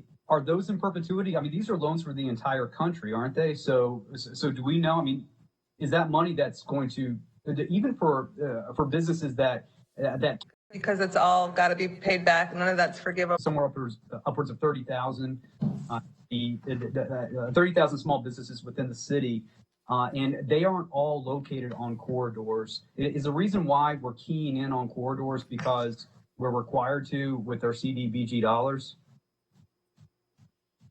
So in terms of the CDBG funds, they are related to low mod areas. But as we talked about earlier, are we not talking about, it was my understanding earlier that we were talking about. No, we did mention earlier that the 5 million, the 5.25 million between the Emergency Solutions Grant and the CDBG would be focused that broader than what we've talked about tonight. Businesses in the city of Charlotte. Is there a proposal in front of us tonight? I mean, is that what's happening here, or are we just kind of giving the thumbs up? What's the plan? I guess is what I'm asking, because I'm not hearing a proposal. I don't know what a timeline is here. Is there one? So it's not a proposal per se tonight. What we've been trying to do is give you information so that we could bring something back to you on the 13th for a vote. And before we started the discussion related to small businesses, I did say, as Pam Lisk, that we already have a relationship with, we've already spoken with them to see whether they could administer this, and my understanding is that that's a yes. And so I guess the question is how quickly, Kelly? Yeah, I would just add, and they already have begun the technical assistance component in education with the businesses in the corridor. So I think they've identified a group that would be easily ready to do the application. And because it's not loan origination, it would just be grant funds. It would really be however long it took for us to get a program created and on the street and had approval for the change in the consolidated plan. And, a couple weeks. And I think that's the key. And Pam may have said this before she left. We have our 5-year plan that we would need to amend. And I believe our desire is, if this is where the council would like to go, would try to amend that as early as the 13th. So, well, if this is where we like to go, does it stand to reason that the sooner we do it, the sooner the funds are available to small businesses in our community, the micro businesses in our community? Yes. Okay. It's something I'm supportive of. And I know that if we were to move forward, it would require a unanimous decision. At the same time, I think there are other stakeholders that probably would be interested in weighing in here. But from a majority vote standpoint, I think this is something that could be placed on the agenda. So just this item on the agenda before next Monday. I would motion that we do that. I would motion that we put this on the agenda as of, I think, Friday. So I don't know if there's a second on that, but if so, then we can have some discussion on that. I think you're asking, let me make sure, Mr. Newton, you're saying you'd like to see the micro grant on the agenda for Monday, for approval? No, it's going on the agenda for Monday anyway, right? I'm talking about we can. I appreciate and understand the need in our community, but I would actually like to see a broader proposal here. But we don't quite know what's going to happen with the county tomorrow. So understanding that, at least, if we know that this is a proposal that we like, and that this money is available, so these funds are available to our small businesses, our micro businesses in the city sooner. If we decide upon this sooner, then I think it's in understanding the need, that I think it's prudent for us to consider it and potentially vote on this later this week before we turn the corner into next week. If for us to have a meeting, how many hours of notice do we have to give? At least 48. At least 48 hours. Action, more than us taking the action right now. So we'll get some more information about that and find out, okay? So how long does that take? I guess my question is how long does all that take? I mean, can you not? Well, he went to ask someone now. He went to Okay. ask someone how long it takes now. He just stepped out of the room. Okay. Okay? I'll keep my hand up for later. Thank you. Okay, all right. That was very helpful to get input and to get The year with $1 million. Oh, I'm sorry. We had like $1.8 million over a 2-year period. And that we'll figure out in the next couple of minutes what we have in that. And so my point is, we have identified collectively on this phone and through staff that the micro business is a space we want to play in. And I agree with Councilmember Newton that the community, the business community is wanting us to take action immediately. And so I do think if we can use the business corridor funding, some of that, our CDBG grant plan.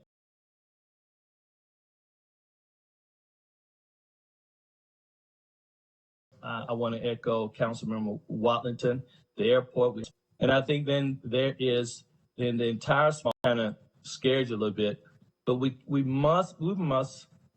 me make sure I'm direct. We need to be sure that we're not confusing the community even more with our program.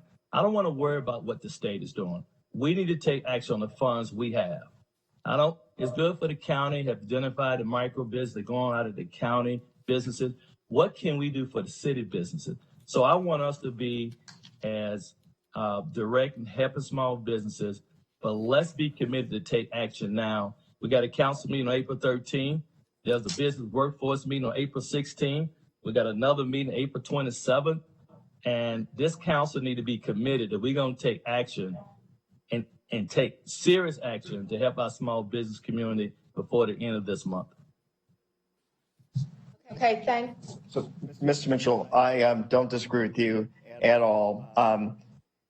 So the business corridor money or anything that we take out of PAYGO, too many terminologies, anything that's taxpayer dollars, general fund dollars, as Kelly said earlier, cannot be a grant.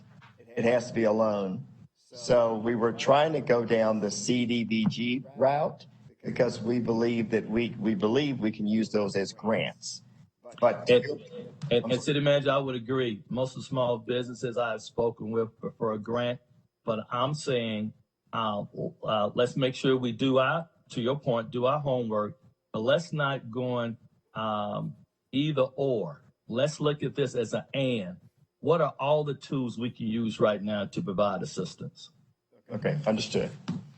Okay, Mr. Bakari. Can I just ask a quick question about that, though? I'm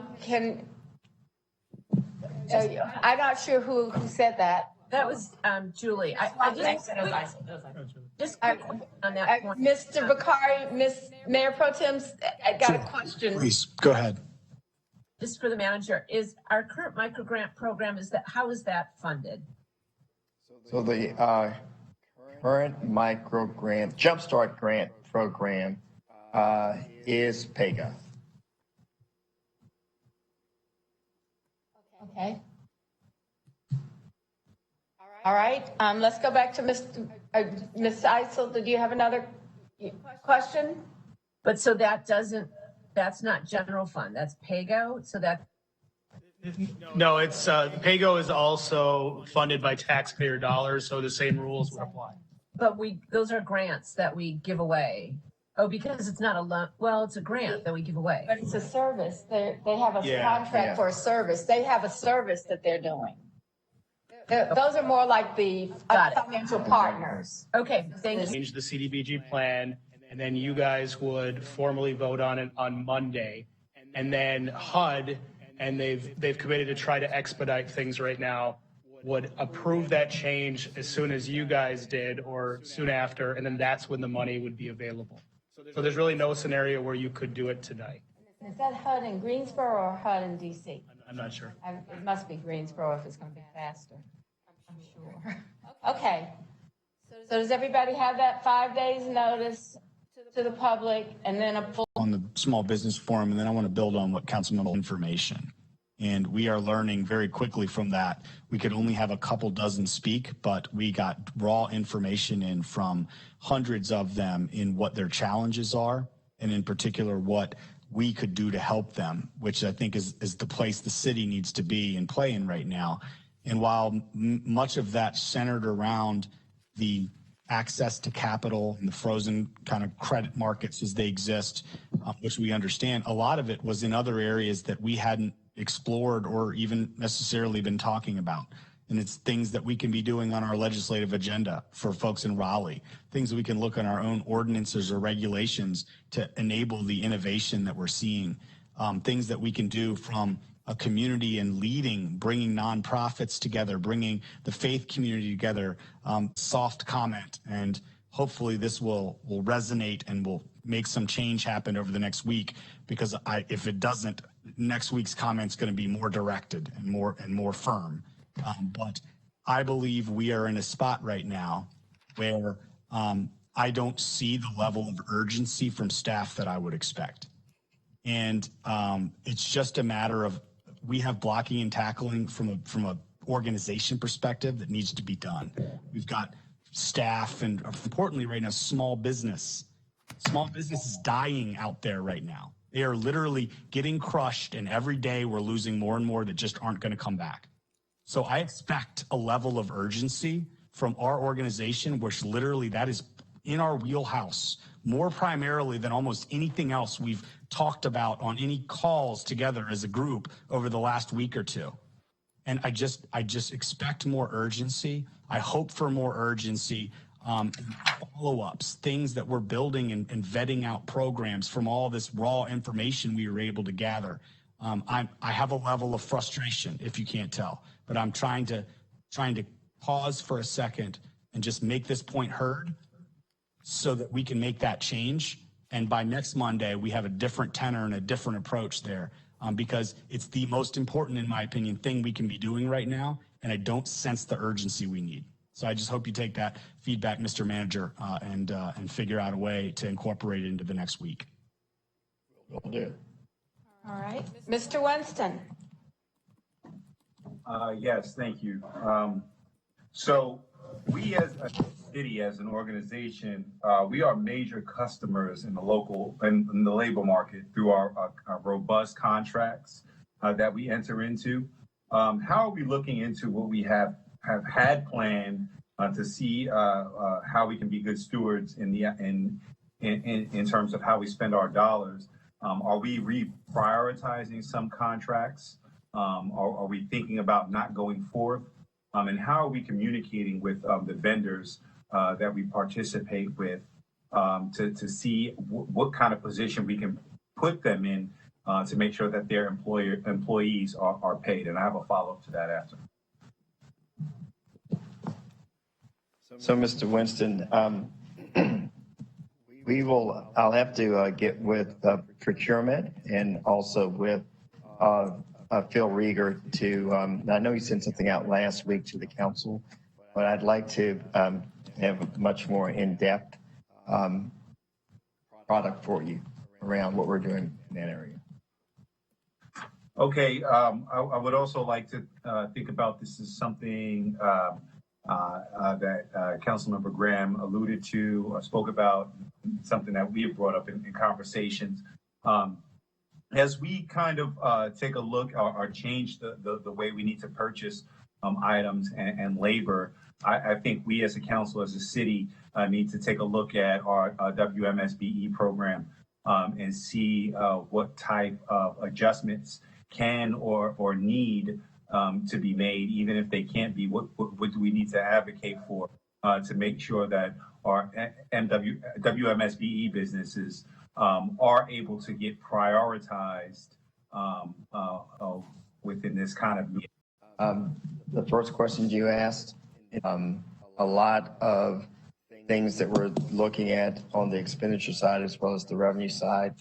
And we also have a group of our employees that I think are going exactly where you want us to be, is thinking about what are we doing as we emerge out of this.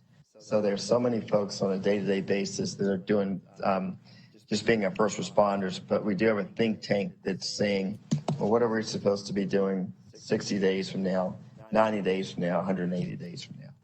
Well, we know, for instance, we have to keep and I'm not sure if that's on the agenda, but that could be and should be an item to be discussed. Okay. I have one more question. I asked this earlier. I was told to ask this when this group was in the room. But for the airport, to offer support for those contract workers surrounding the airport, for example, food service workers, janitor workers, again, folks that provide services, but weren't directly included in that airline bailout. To date, I have been working and talking to Brent Cagle on a daily basis. We have not discussed individual contractors out there. What we have been discussing are more, I'll have to check with Brent. I mean, the main thing that everybody we've heard about with the airport is rent deferral programs and things like that, and trying to work through that with the concessionaires in the hopes that they do keep some of their employees. We know that Host had laid off a lot of employees, but we're working with some of the other ones that are trying to keep and not lay off employees. I will talk to Brent about other specific initiatives that he's been working on to individuals and let you know if there's anything to that. So to be clear, to this point, we have not, from our senior staff standpoint, we have not talked about figuring out relief for those contract workers that don't fall under city worker status or airline worker status. I have not been a part of that conversation yet. I kind of see that as the industry of restaurant workers. Like I think that when we talked with some of the people in the hospitality industry, they said there are 2,500 businesses that are in the concession and food business and restaurants. And so when you look at that, and they were saying an average of whatever, and so they've been talking about how do we address those issues. But the biggest thing has been how do we get people back to work, because businesses are made up of people, and if we can get people back to work, but we've got a clear challenge here. And I think as much as we've talked to some of the people in the hospitality industry, they talked about how do we get some of what the federal government has done more quickly in their pockets so that they could have the PPP program. And I think that's really difficult because it's part of what's included in some of the airline bailouts. But I think we need to ask our team to look at what's included in the airline bailouts, because there's some restrictions, and I don't know if they address the question that you've been raising, but we need to look and see, has it been addressed and where? I just want to, point out that the answers that I've been getting have been concentrating on concession businesses, but we know that the airport supports over 250,000 jobs overall, and most of those are not going to be in the concessions. So I'd like to have a plan or answer that speaks to the wider kind of employment population that supports our airport. Let us get some data about that. I think that's an important number. How many people, what the categories of people are. That would be really important to know. Thank you. Okay. Ms. Ajmira? Thank you, Madam Mayor. So I know someone had asked question about SBA funding. So source they are using for their loans. Is it the CDBG funding they are using, or is it coming out of their general account? For the $5 million loan program, they're using general fund dollars, and for the micro business program, it's CDBG funding. Okay, so Mr. Manager, this question is for you. You had mentioned that we have $1 million left in our CDBG funding currently. At the second half of this discussion, we need to have a notice, which is 5 days, and there are some things that need to be approved from HUD. We believe that the best way to utilize at odds with what the procedure is. So again, it seems like you're all on board with doing this. We've identified the gap. We have a partner. With a vote on next Monday, we could be off to the races. Got it. So, so the 5-day notice period, is that something required by public meeting laws or by the state? I'm not clear on that. It's required by federal government. The 80% or below AMI? No, I'm sorry, Councilmember Johnson, the way this works is that it would be in a low mod area. All of our corridors, opportunity corridors are in those low mod areas. So by definition, it would be addressing not only a gap, but an area that the council started off in January saying it's very important to them.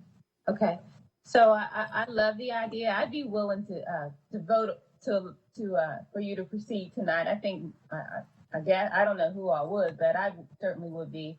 But my question is, earlier, Mayor Pro Tem talked about artists, and there are other entrepreneurs or sole proprietors who need assistance as well.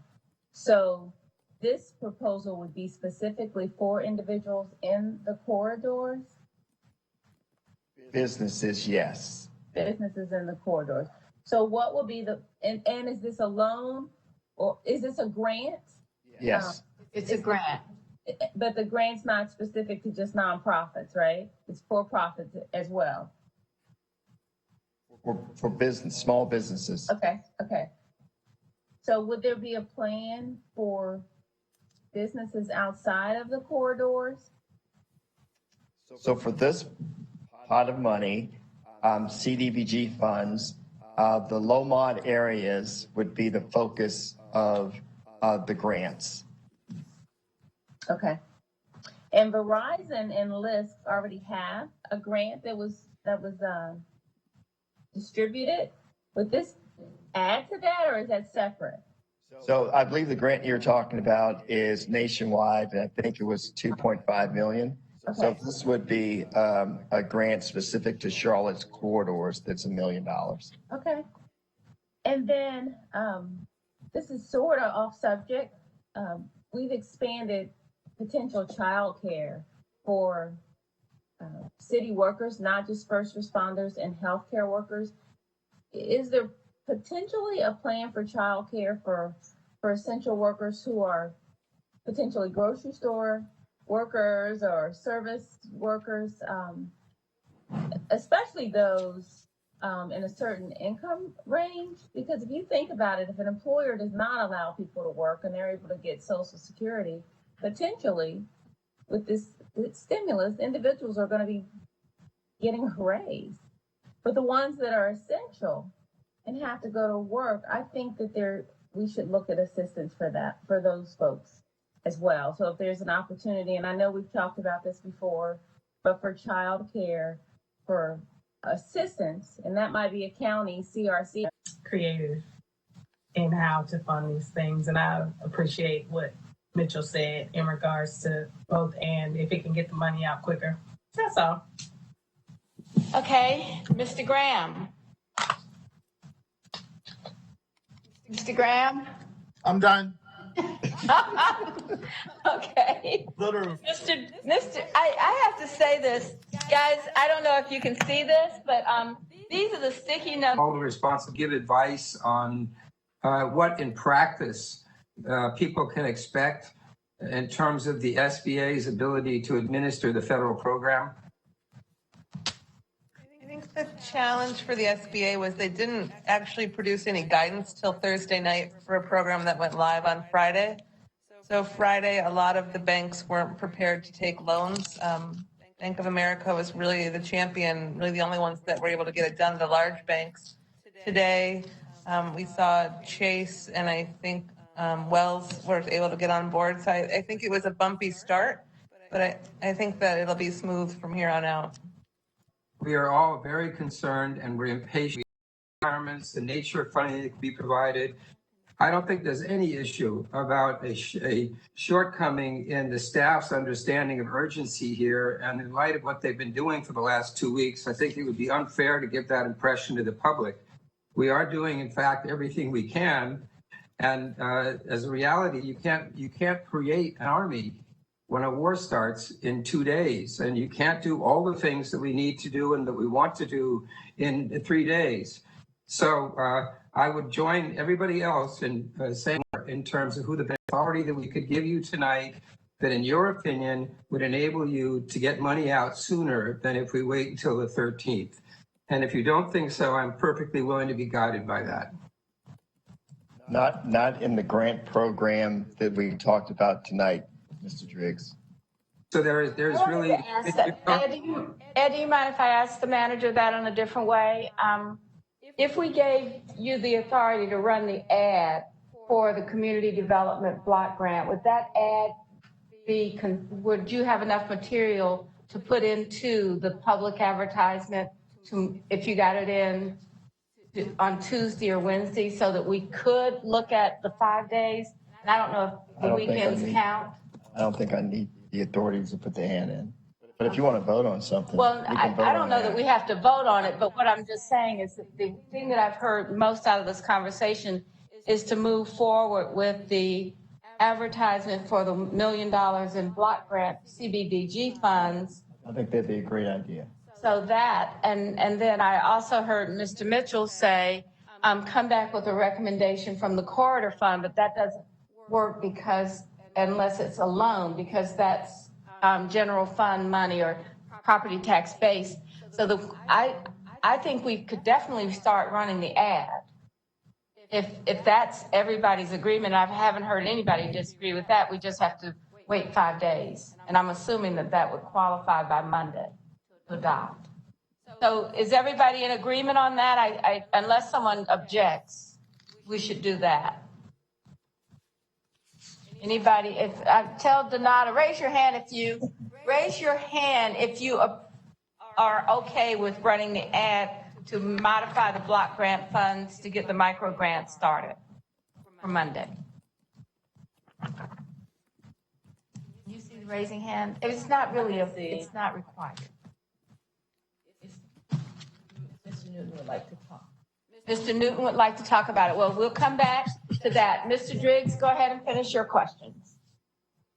Those were my questions. I just look forward next week to getting quickly actionable proposals, and wanted to say I do appreciate everything you're doing to try and keep situation in the city under control and also to assist those on the outside that are in hardship. Thank you. All right, Mr. Newton.